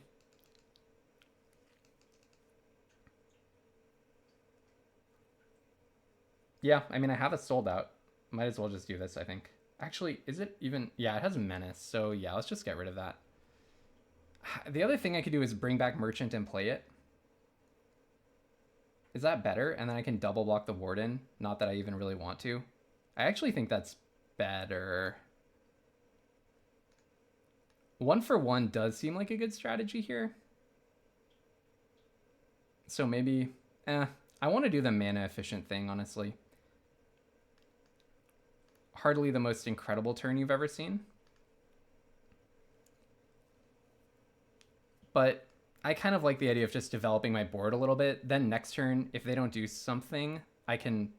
If I say I draw a land, could play Canyon Crawler. Okay, well, it's not like that's fixing them into anything. Yeah, now I can actually push damage. Yeah. Yeah, that's how it goes. That's how my life is. Okay, I think I just Swamp Snare Trap and get in for 2. They can deal me 1 damage. I accept. It happens. It happens. All right, now I need to find... I would love to find a land. That would be very wonderful. Like, I missed out on 4 damage there by not having the extra land. I'm really liking our hand. I want to be able to activate Azula. Every turn is another turn for them to play whatever mythic bombs have gotten them 3 wins already. Wouldn't mind if they crack their Sunblessed Peak. They're drawing a lot of lands.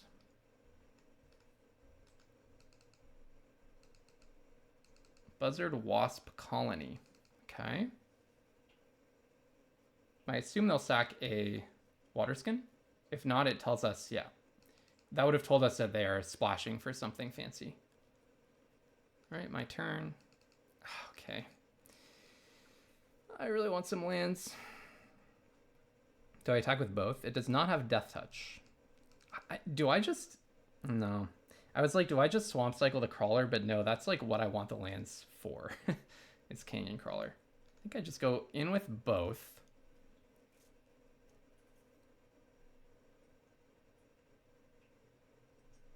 And then I'd rather develop my board than deal an extra 4 here. Maybe I should just be pushing damage with Turtle Duck? I wonder. I'm not an aggro player at heart, so I'm not really sure. Oh, can I get an island, please? Or really just any land. One top. Okay, they have something that they think gets them out of this situation.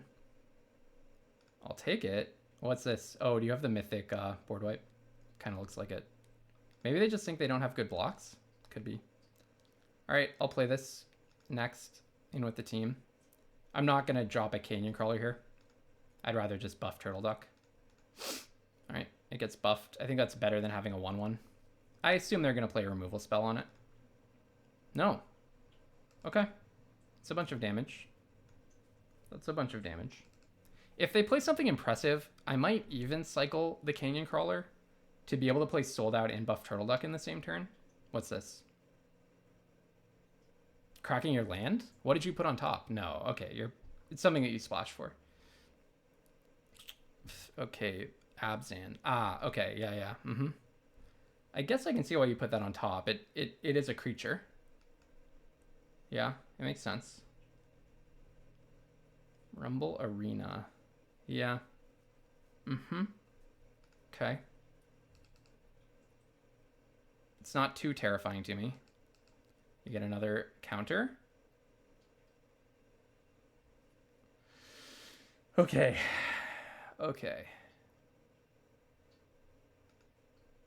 I'm not going to mana cycle. Yeah, it has vigilance, so it makes sense that you would attack. All right, my go. Oh, what's this last card? I'm so curious to see this last card.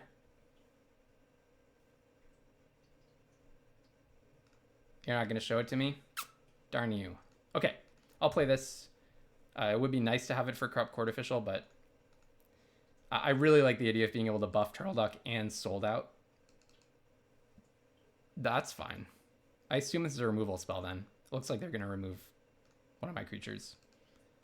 I have you at 2.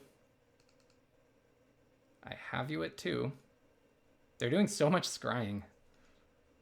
Yeah, Earthbender Ascension's kind of nice, isn't it? 1 bottom. Okay. That begins a 4/4. That's fine. Almost certainly at end of turn, I'll sold out the Wasp Colony.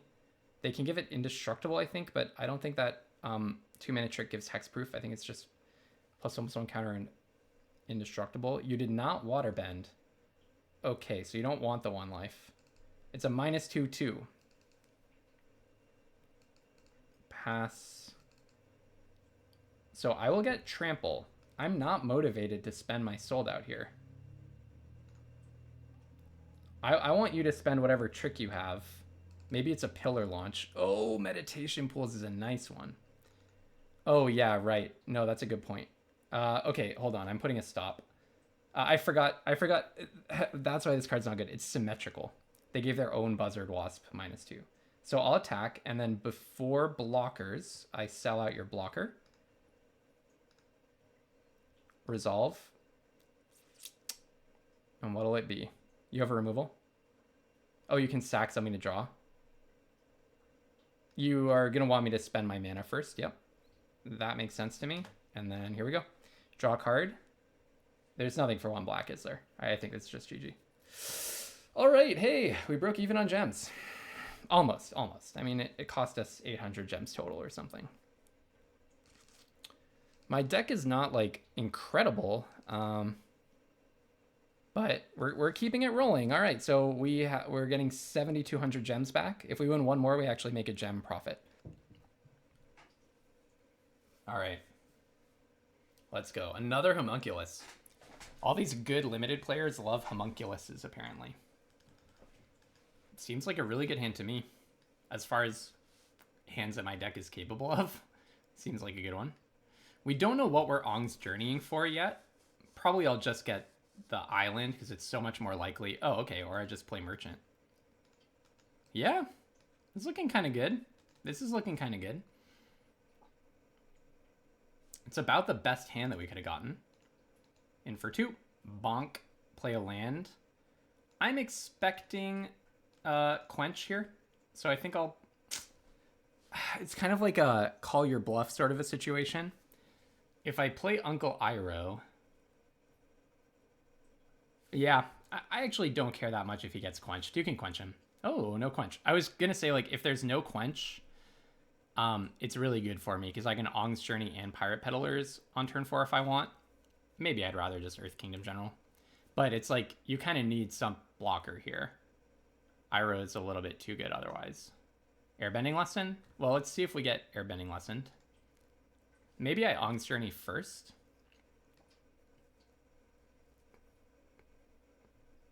Because Earth Kingdom General is kind of nice on turn 5 when you can attack with the creature.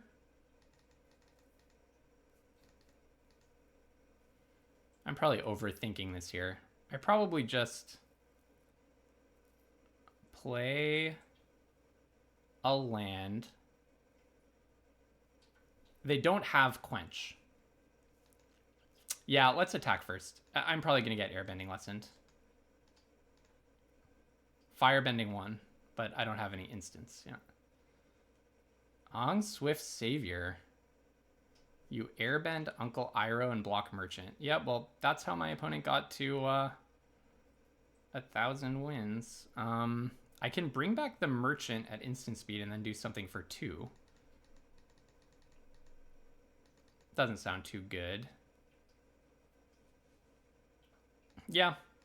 Well, that's a top bomb that we just got hit with. Probably I'll play... Earth Kingdom General is really bad here. 2/2/2s. I really want to replay this guy. And then let's play Ong's Journey to get a island. And then let's just top deck Azula. I think it's as simple as that. I mean, it's far from hopeless for me here. Like, I have so much interaction in my deck. There are a lot of ways for me to just get an answer to that. You're attacking. Really now? That is really interesting to me. And speaking of interaction, so play my island, play Pirate Peddlers. So this guy's an ally. Play Pirate Peddlers. Shoot both of them into Ong. I'm not hating this. I do wish I'd gotten through that 6 damage. That would have been nice. And then in with my beautiful uncle. Oh, you have what? It's not octopus form, which I was kind of expecting. What? What do you have for 1 mana? Hold on, I need to think about this. It's not octopus form, which I thought it might be. So, what do you have for 1 mana? It's not invasion reinforcements. There's nothing, is there? You have 1 land. Firebending lesson. Are they actually, they're actually Jeskai and playing Firebending lesson. Nope, okay. It wasn't anything. My opponent is stuck on 3 lands and 1 Bender's Waterskin, which is probably the only reason I'm hanging in here. Merchant. And Platypus Bear. Platypus Bear is a very amazing blocker for you. Milling Ong at the Crossroads. Milling your Ong at the Crossroads. You have 2 Ongs in your graveyard. And milling an Octopus form, which would have been nice for you last turn. So if I attack with both, then they block both, trading Uncle Iroh, just trading everything off. That seems so bad.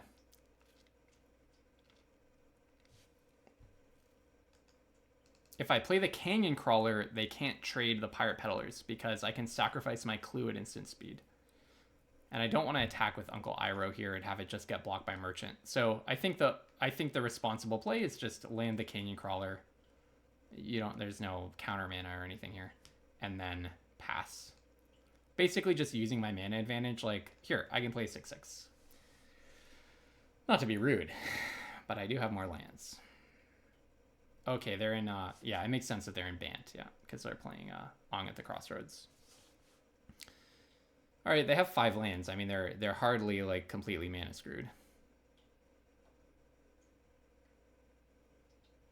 Okay, so next turn, we are going to play our Earth Kingdom General, nominate a land, and attack with everything, almost certainly. We can use a Firebending mana to crack... Oh, that's a nice one. Does that change anything?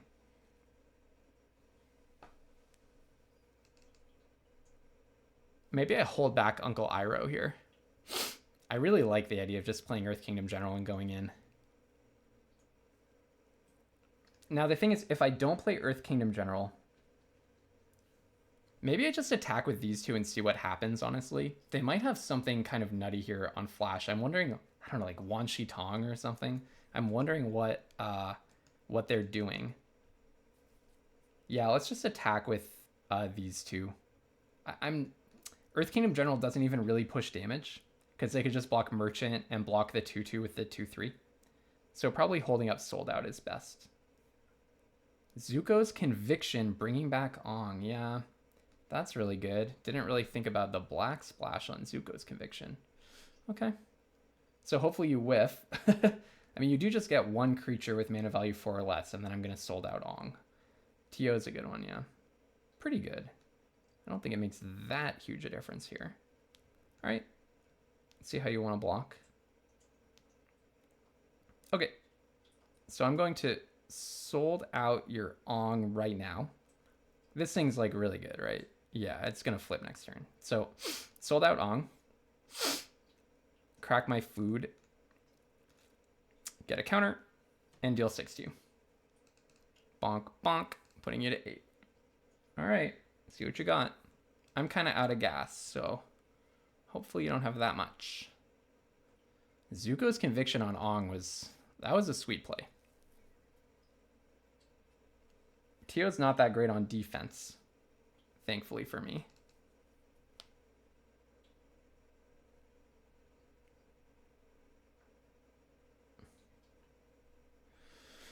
I'm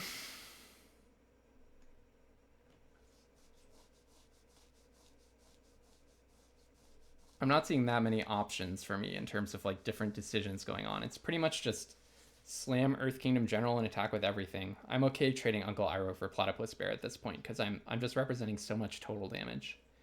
Merchant is, I think, as good as dead. Hama. And then you get to Sold Out something? No, because you can't Waterbend for this turn.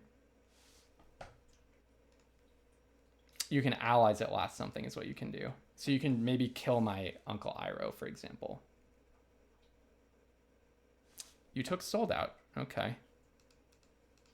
Well, I guess it makes sense because it makes good sense. So I'm going to play Earth Kingdom General. Flip a land. And attack with everything. They're going to block Uncle Iroh with Platypus Bear. They're probably going to try to keep their Hama, so maybe they just chump block the 6/6 with the 1/4, taking 3, going to 5. But then next turn, if all they do is Sold Out, I think I'm happy. So, yeah. Earth Kingdom General.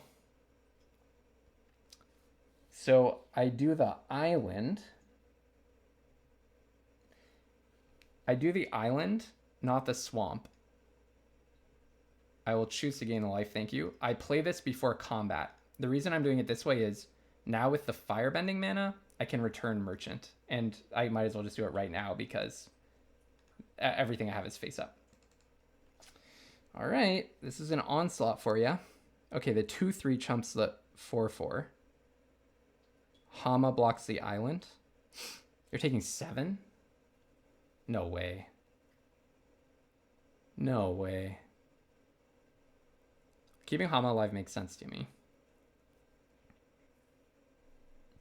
But if you spend your turn selling something out, I'm not feeling terrible about that. Yeah, that's what I thought. I thought the blocks would look like this. This is exactly, I think this is exactly the blocks I predicted. You can rewind, but pretty sure this is what I predicted. All right, putting you to 5. I get an island back, and yeah, see what you've got. You can sell something out.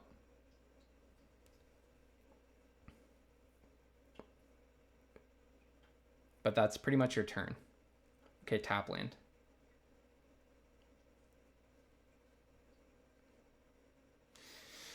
You have a lot of good stuff in their deck. They just didn't find the lands to really get it off. But there's plenty of game left to be played, I believe. So we'll see what else they've got. Wow, I'd really like to win this game. Making a gem profit on one of these events would be nice. I just gotta stay focused, stay focused. Love this guy's beard. All right, that's what I thought would happen. Not my best draw ever.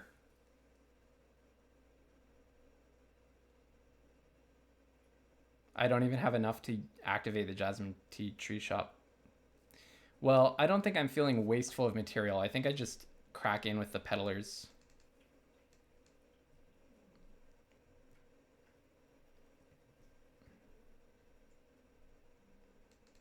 Ugh. Terrible draw. So, like, I activate this and then... Okay, what are my options? Attack with both. What I would be concerned about is that they block Earth Kingdom General with Hama, but then I hit them for 3, putting them to 2. Otherwise, I attack with just Pirate Peddlers. They trade off Hama, and then I have Earth Kingdom General and another 2/2, but they stay at 5.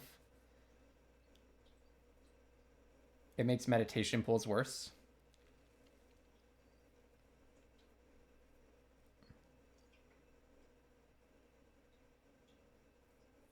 Tough choice. Tough choice. Do I really want to trade 1 for 1 in this situation? Well, no matter what, I want to go to combat.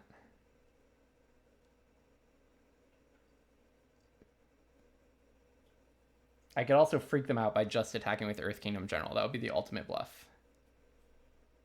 Perhaps I just go in with both, and the idea is I'm just trying to get in around the edge with like a 2/2, with like some 1/1s. Let's try it. Let's try it. I'm going to offer up material in exchange for just dealing more damage. Okay. So they feel very confident that they can survive from 2, which is bad news for me. I really would have hoped that that Hama would block the Pirate Peddlers. Bad news for me. Okay, that's what they top decked. They got the Rumble Arena. If you put it on top, I'm scared. I'm happy that they're at 2.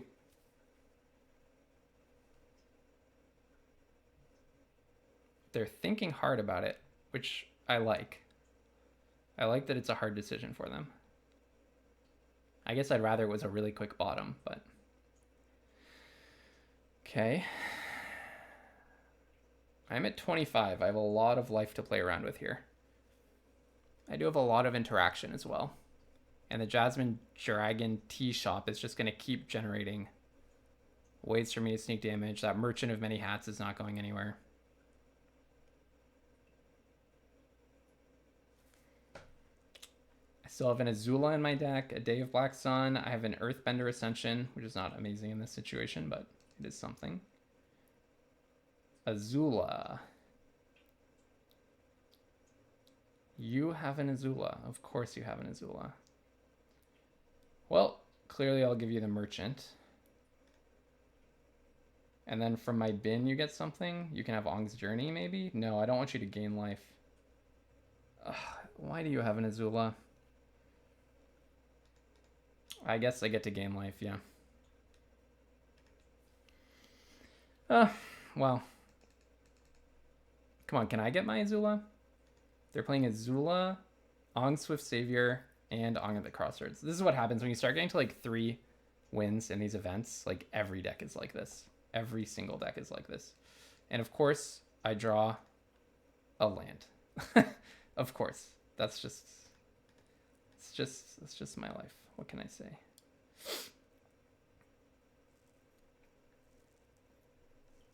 Okay.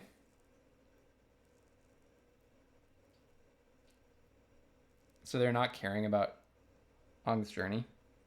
I guess it makes sense. Yeah, I think I'd rather just draw the card no matter what. Like, I'm going to do this anyways, so.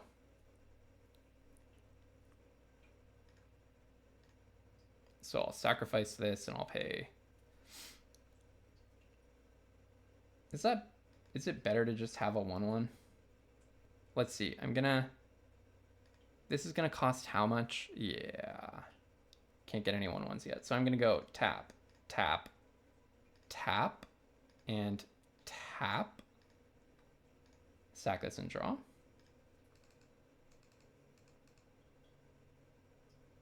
Okay, there's my Azula. They could have a corrupt court official. They could have a corrupt court official. 1, 2, 3, 4, 5, 6, 7. They could also have an It'll Quench Ya, but what are they going to give me out of the bin? Maybe Platypus Bear. It's so sad that they exiled my merchant. Is that exiled on their side? No, where is it? Yeah. I don't know where. I don't even know where it went. Oh, no, they've cast it. So when I kill it, they're going to get to replay it. But probably they'll just give it to me from Azula. Okay, I'm just going to hold this.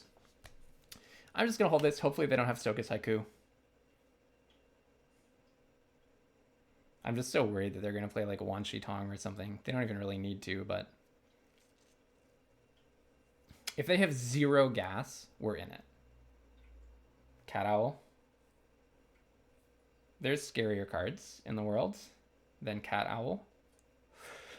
They're holding up Quench. They're not holding up enough to bring back their merchant. Day of Black Sun. Do I just Day of Black Sun for 5 here? I do, right? I do. I absolutely do. They could have Quench. 1, 2, 3, 4, 5. They could have Quench.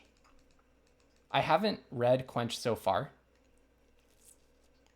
but they could just have a Quench sitting in their hand. It's probably not a land. To play around Quench, I need another 2 turns though, or I need to not get rid of Hama, which is kind of nutty. Not getting rid of Hama is kind of an interesting one because if I don't get rid of Hama, 1, 2, 3, 4, I'm playing around Quench and then Azula has a good target. What if I do get quenched? Is it just GG? No, because then I play Azula and a creature. It is an interesting idea to Day of Black Sun for 4. Leaving the Hama, playing around Quench. I don't think they're... You know what? Judgment call. Pure judgment call. I don't think it's Quench. I don't think they have Quench. You don't have Quench. You just don't. I'm willing it into existence. I'm willing it into existence. I swear, if you are... Okay. If they were slow rolling me, I was going to be irate. Let's put it that way. I was going to be irate. Whew. Wow. What a game. What a game. I'm looking like I have... okay, they know I have a land because I'm tapped out and I have priority. Oh, wow. What a game. I'm actually like shaking right now with nerves, which is not usual for me. Just cool it down. Just going to cool it down. Yeah, sack Disturbance Pass. I don't mind if you do.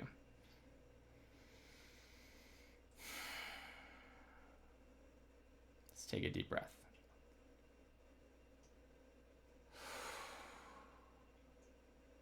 Okay. And then play Merchant. Tap land.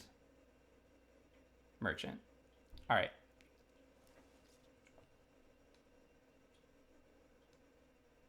Azula. You do not have Stogus Haiku mana. I'm still so curious about what they have. I wonder if it's like a sold out or something. It's not Stogus Haiku. Do you have 2 quenches? It's not possible. What do they have? Removal? Like in response to the Azula?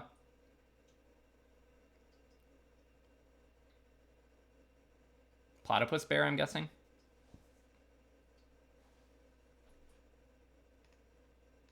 I don't even have like any lessons in my deck pretty much. I'll definitely play the Merchant in case I have removal for Azula.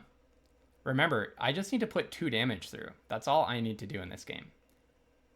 They're trying to stabilize. I'm just trying to deal 2 damage. I'm still the beatdown. I'm basically an aggro player here. Octopus form? Are you serious? You gave me protection for Azula? I'm actually stunned by that. Do they also have a board wipe? Why not Platypus Bear? Maybe they... Yeah, maybe they're concerned about... Do they also have a board wipe? Maybe they're... Oh, I can only play it during my turn. I get it. Okay, no, now that makes sense. Yeah. Now that makes sense.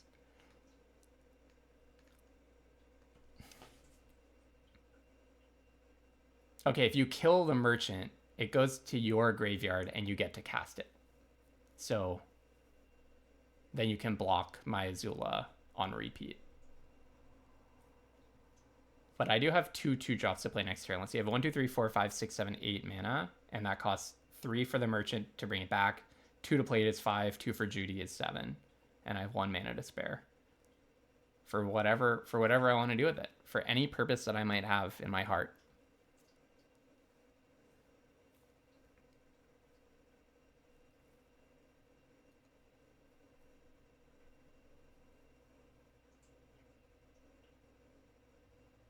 You copied Azula. That's so funny.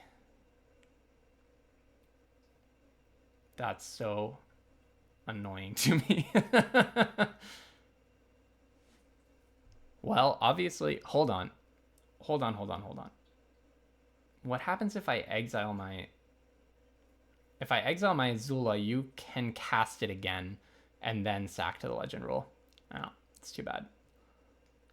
Well, I guess I give you 2 merchants. I think, right? I'm not going to give you anything else. Their deck is way better than mine. Right? I'm not giving you allies at last. Yeah, I guess I give you 2 merchants.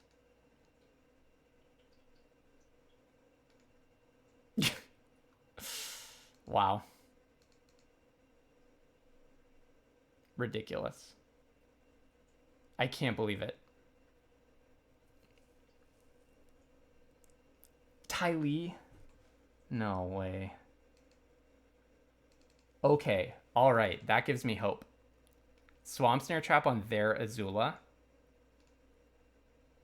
I guess I could Swamp Snare Trap their Ty Lee, but I don't think that's the right thing to do. I think I Swamp Snare Trap their Azula so that they can't play all those cards. Whew. And now the merchants are gone forever, which is pretty funny. And then I play Judy, and I can sack my Azula to Judy.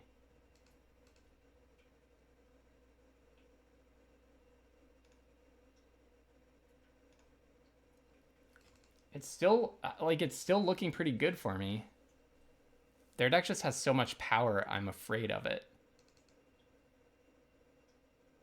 What is this?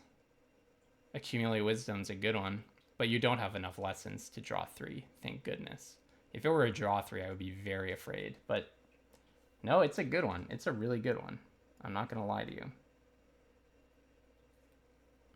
Do I just attack with Judy? Oh no, I'm gonna make allies and sacrifice the allies to Judy. I think that makes more sense. I hope you can't kill my Judy. It would make me so sad. Looking at the top 3 in their deck is very scary to me.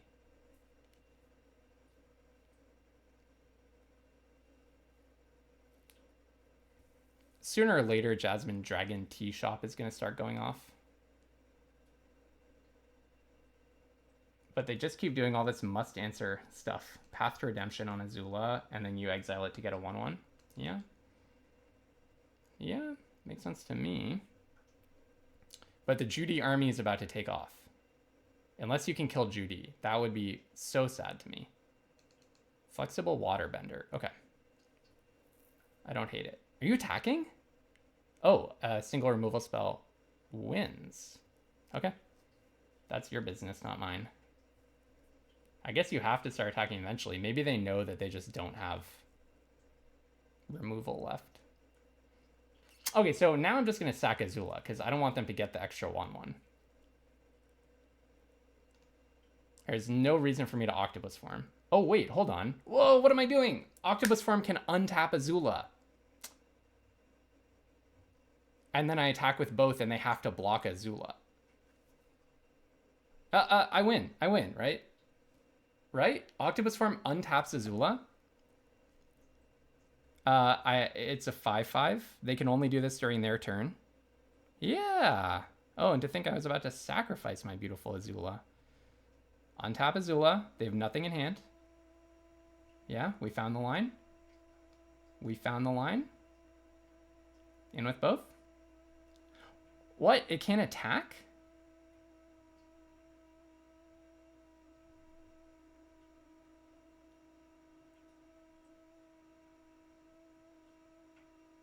I can't attack because of Path Redemption. What am I thinking about?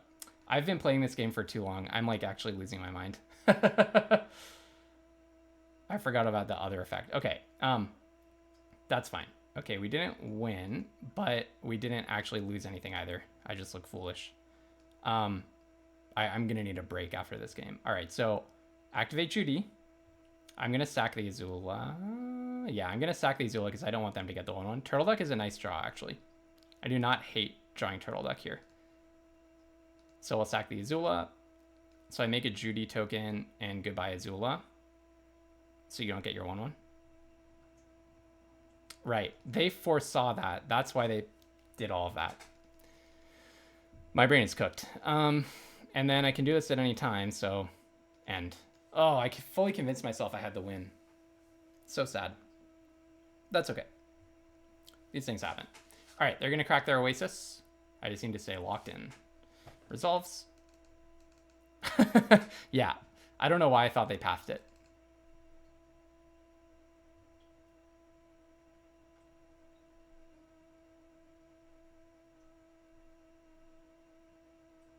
Pass to attackers. All right, I would have been really scared if they attacked. All right, now I get to make a 1/1. Finally, Jasmine Dragon Tea Shop, showing why it's in my deck. All right, activate Judy. Surveil. Sack the 1/1. Earthbender Ascension I like a lot. Make a 1/1.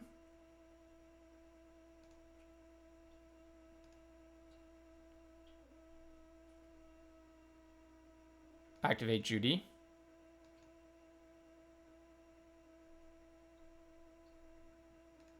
Sack the 1/1. Play my Turtle Duck. I should have done that before combat in case they top decked, or before paying the 5 mana, in case they top decked.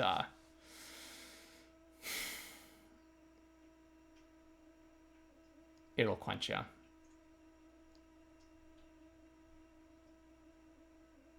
But I don't really think they're playing blue control so much. Oh, they might have quenches. So what do they need here in order to win? They've sacrificed all their lands. They didn't select any of these cards to the top. There's absolutely no reason whatsoever for me to block this. I'll take 5. Okay, so you have a lot to spend your mana on. Fire Nation Drill. Wow, their deck. Holy smokes, this deck. I mean, that's something else. And then what? A bunch of bouncing. All right. Is there any reason to hold back a Judy or anything? No freaking way. Okay, what do they need? So I'm going to go in with 1, 2, 3, 4 lethal attack, 5 lethal attackers. Is there anything that saves them here? Razor Rings on the 2/2 puts them to 4. I just go for it. There's like no way. I don't really think they have. What does this do again? Lose hexproof and indestructible. Okay, maybe I actually win this time, not just hallucinating. Embarrassing. I'm gonna need to like take a nap after this game if I survive. All right, you hopefully can't even kill both of my Judys, so. Oh, we got there. We got there. Sure, it was fun. Oh, wow. My brain feels absolutely cooked. At a certain point, I just completely lost the plot. Like, my brain overrode the board state. Anyways, all right. Hey, feeling good about this. Look, we're at 10,800 gems. And if we get one more win, we actually win a box. I'm going to take a good long rest. Okay, so there totally was a turn where I could have untapped my Azula and attacked for lethal. So if you were gritting your teeth and screaming at the monitor when I didn't see that, my heartfelt apologies, but at least I saw it the next turn. Okay, but then by the next turn, they had already pacifismed it, and I just like overwrote that in my brain. That's fine. So we're sitting at 5 wins. One more win, and we do get a box. I'm not feeling too terrible if I lose here because I have 10,800 gems. Honestly, I would put myself at 30% odds against the field. So I do think I'm the underdog given the power of my deck, but I'm not going to change a thing. We're just going to jump into the queue and try to get that 6th win. I will say before we do the final match, if you're enjoying this content, I post a new draft every single day, so please click subscribe in the description. All right, match number 6 against Tactical Bison 19. Good luck, have fun, Tactical Bison. This is not a keep. I did consider swapping out the Invasion Submersible for another of the 3/4s for exactly this reason. But yeah, this is not a keep. If I don't find an island, everything is dead. I have no play before turn 4. So this is a clear mulligan. I can keep this much, much more active hand. I definitely need the Ong's Journey. Ong's Journey is my turn 2, so probably I actually put back Merchant. It's weird to put back your only 2-drop, but I really want to go Ong's Journey, Pirate Peddlers, Earth Rumble, and hold up allies. So I put back Merchant.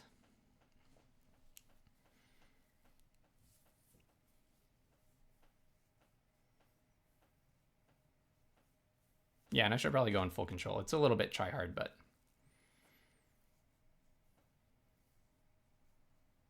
there is a box on the line.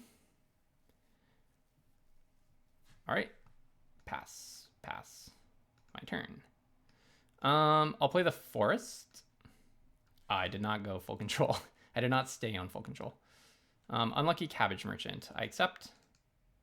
You make a food. Interesting. I'm going to think about this for a moment. I think I have to hit my mana.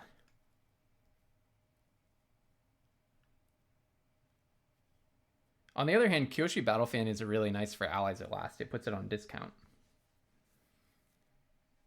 Maybe I do just play the 2-drop and hope to get lucky. And then turn 3, worst case scenario, I can Ong's Journey and play a land.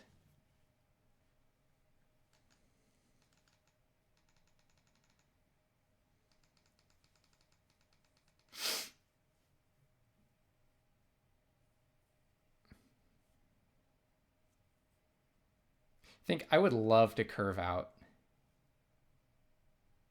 It's not like Pirate Peddlers is an awesome 3-drop. So I think let's play the 2-1 here. Next turn, we're probably going to not draw land, more likely than not, and then we'll Ong's Journey and play the next land. All right. Oh, okay. My decision paid off. All right. I'll definitely attack. I assume they're going to sack their Cabbage Merchant to get a land. So you're ramping. All right. You go to 23. That thing goes away.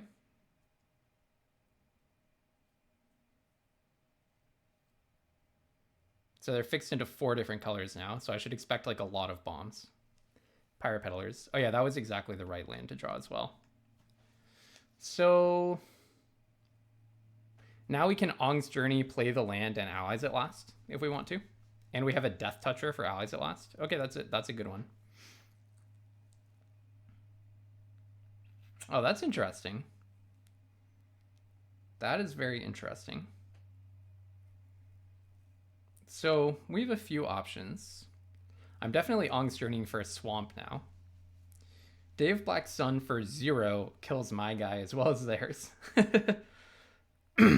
If I do it later, though, it will get rid of their land that they get. So one option, okay, I think no matter what, I'm going to Ong's Journey for a swamp and play it. That much is crystal clear to me. Technically, I could get an island, but I think a swamp is just what I want. So I'll get the swamp.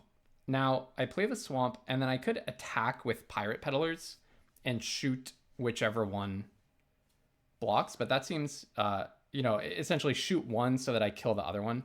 But I really don't want to trade in allies at last for half of a Cave of Two Lovers or 1/3 of a Cave of Two Lovers. So, and allies at last is so good with the Death Toucher out. And they're ramping like nobody's business. This is a lot of ramp. I think I'm going to hold on to this Dave Black Sun because I'm assuming we're going to see like a lot of bombs. Cycle of Renewal. Wow. This is just the ultimate ramp deck.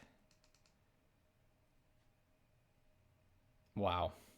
1, 2, 3, 4, 5, 6, and they're going to get another land. Yeah, that's a lot. That is a lot. And that's going to draw you some cards. Yeah. Okay. One top. Okay, I definitely don't want to make any rash decisions here of shooting anything. Probably just play the wrestlers and pass, right? I don't see any reason to do anything else.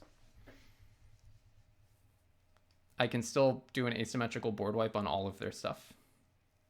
Yeah, I think let's just do it. I feel a little bit outclassed in the land department, and their draws are likely better than mine because they've already gotten 1, 2, 3, 4, 5, 6, 7, 8 lands off the top, and they have a clue. But let's see. I'm holding a board wipe. Great Divide Guide. I can board wipe all of their stuff. Wow. I can really board wipe all of their stuff.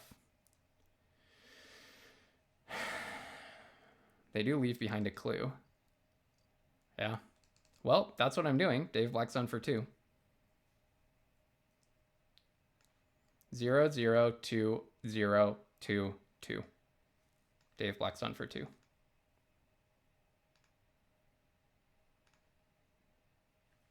They do have a bunch of mana, don't they? 1, 2. Don't tell me. Oh, Unagi. I was worried it would be Quench. Unagi's a little annoying. Unagi's annoying. Do I just attack with Pirate Peddlers? Could be. Could be. Yeah. Remain active. Next turn, I'm going to allies at last the Unagi. I don't want to block the Unagi, do I? Do I? I'm worried if I block the Unagi that they have like an indestructible trick. I think I just attack. I don't want to block the Unagi because then I can't kill it. If they have +1/+1 and indestructible, right? Oh, Dave Blackstone even prevented this from making a clue. That's really good. I think I just attack. No first strike or anything. Joke's on you, I have no double draw. All right.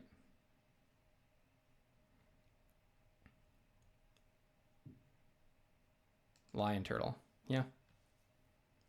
Can I get a land? That would be nice. Not that I like need it, but it would be nice. I'll take it.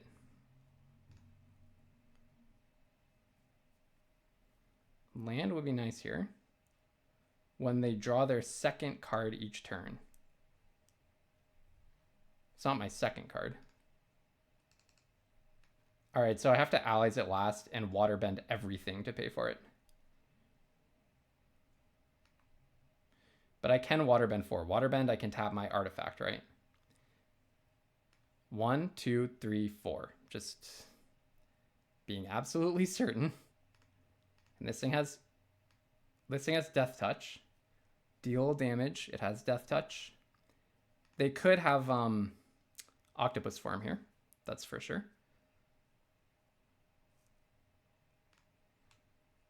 Pay the ward. All right. Took it out. Firelord Azula.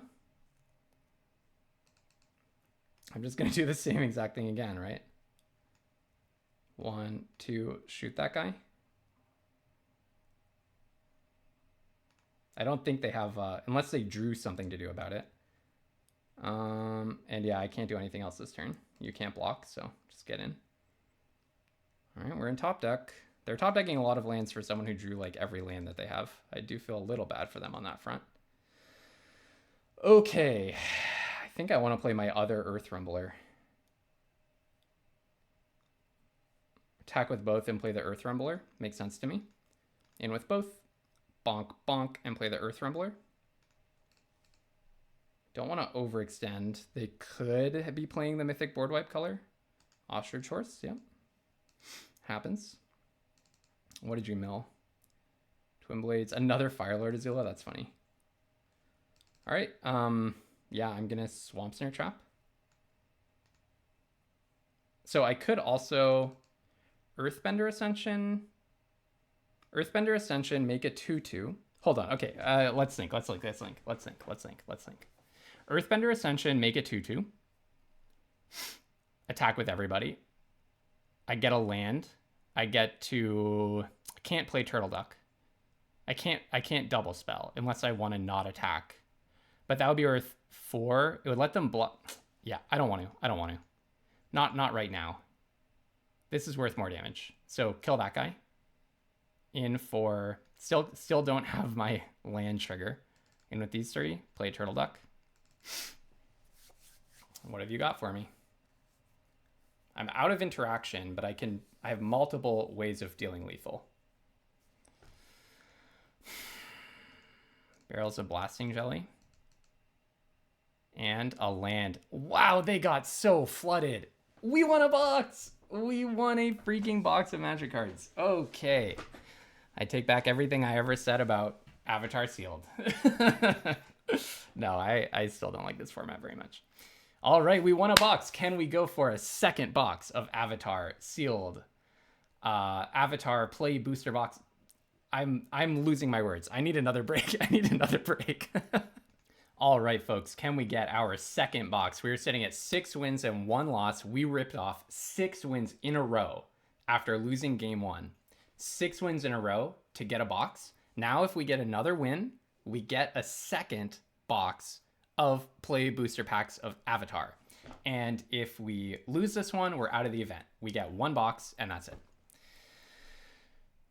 So I'm in the zone.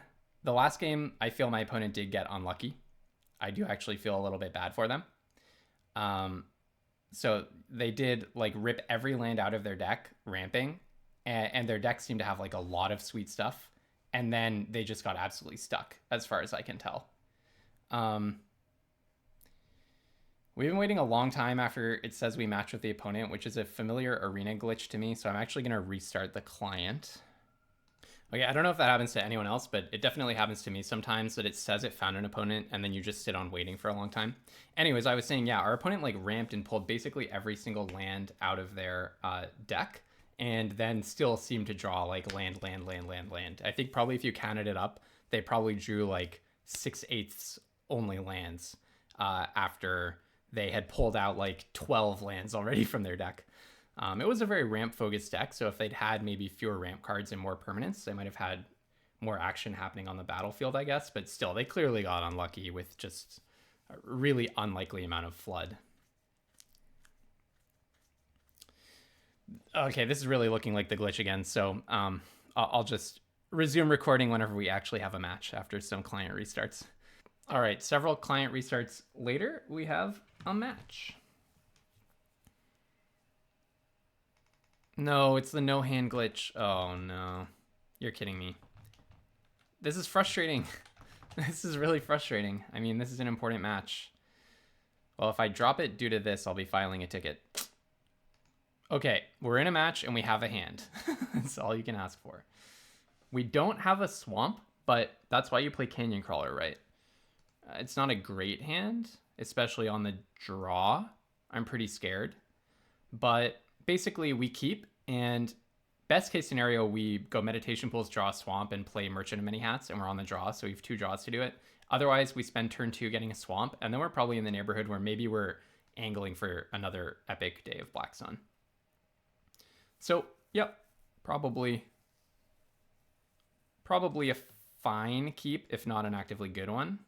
I mean, you have to expect their deck is going to be amazing, but there's always a certain amount of scrappiness that happens in sealed deck, right? Okay, 2 blue, so they might be having, you know, mana color issues as well. Also, ours is not a deck that needs to go like 2 drop, 3 drop, 4 drop, etc. It's not exactly a controlling deck, but we saw last game, like, especially with Day of Black Sun, you can just kind of pull yourself back from the brink. Where if we didn't have Day of Black Sun, we would have just been absolute toast. All right, play this, and I have nothing else. They're holding on to priority, it seems like.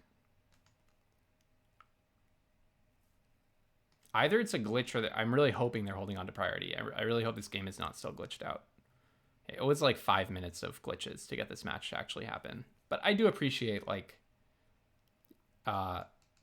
Arena is a really big, complicated piece of software, and this matchmaking must be happening under like really tight constraints because we have to be 6 wins in this specific event. Wow. I gotta start. Wow. Did I get booted or what?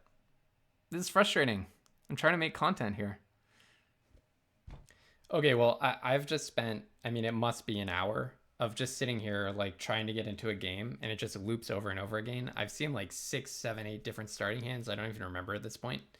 I filed a bug report, but I imagine they just have, like, one engineer who's working overtime in this span between Christmas and New Year's, and, like, you know, a few people on the customer satisfaction team, and I don't envy them. I do respect, like, how hard it is to make a product like this. It's also extremely frustrating to have $200 on the line and keep feeling like I'm in a match and actually have to be making decisions. And frankly, like, at this point, I'm exhausted because I'm spending so much of my brain power like thinking about whether I'm even gonna get into the match or not. And at the same time, like, I'm a brand new creator who's trying to make content, so I want to make an engaging video for you and not just sit here in a loop.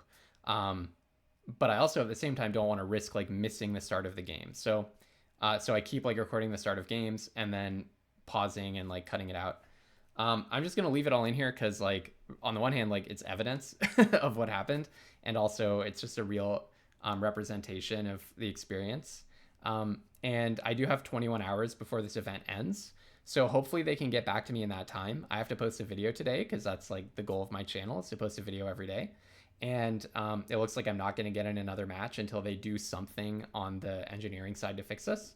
So I'm just going to post this video here on a cliffhanger. I'm at 6 wins and 1 loss. And then maybe tomorrow, if I can get a match between now and tomorrow, I'll just post the rest of whatever happened. And we'll get a really quick 1 match video, whether it's a win or a loss. We'll see if I get a box. And honestly, if not, I honestly think I'm entitled to the expected value of the game in compensation, which would be $100. But look, I do respect how hard it is to maintain a product like this. So cheers to the Arena team. I hope they managed to sort this one out quickly. Please don't hold it against me and my channel that this ended on a total anticlimax, and we'll just have a really suspenseful cliffhanger of a video where you have to tune into the next time to see what the resolution was. So we're sitting at 1 box. We did manage to actually win a box, and if we can win 1 more game, then we actually get 2 more boxes to add to our stack of boxes back there. So thanks very much for tuning in, and please go ahead and subscribe using the links below if you want to figure out how this match ended, and also if you want to see a new draft video every single day. And until then, have tons of fun playing Magic, everyone, and don't be afraid to splash.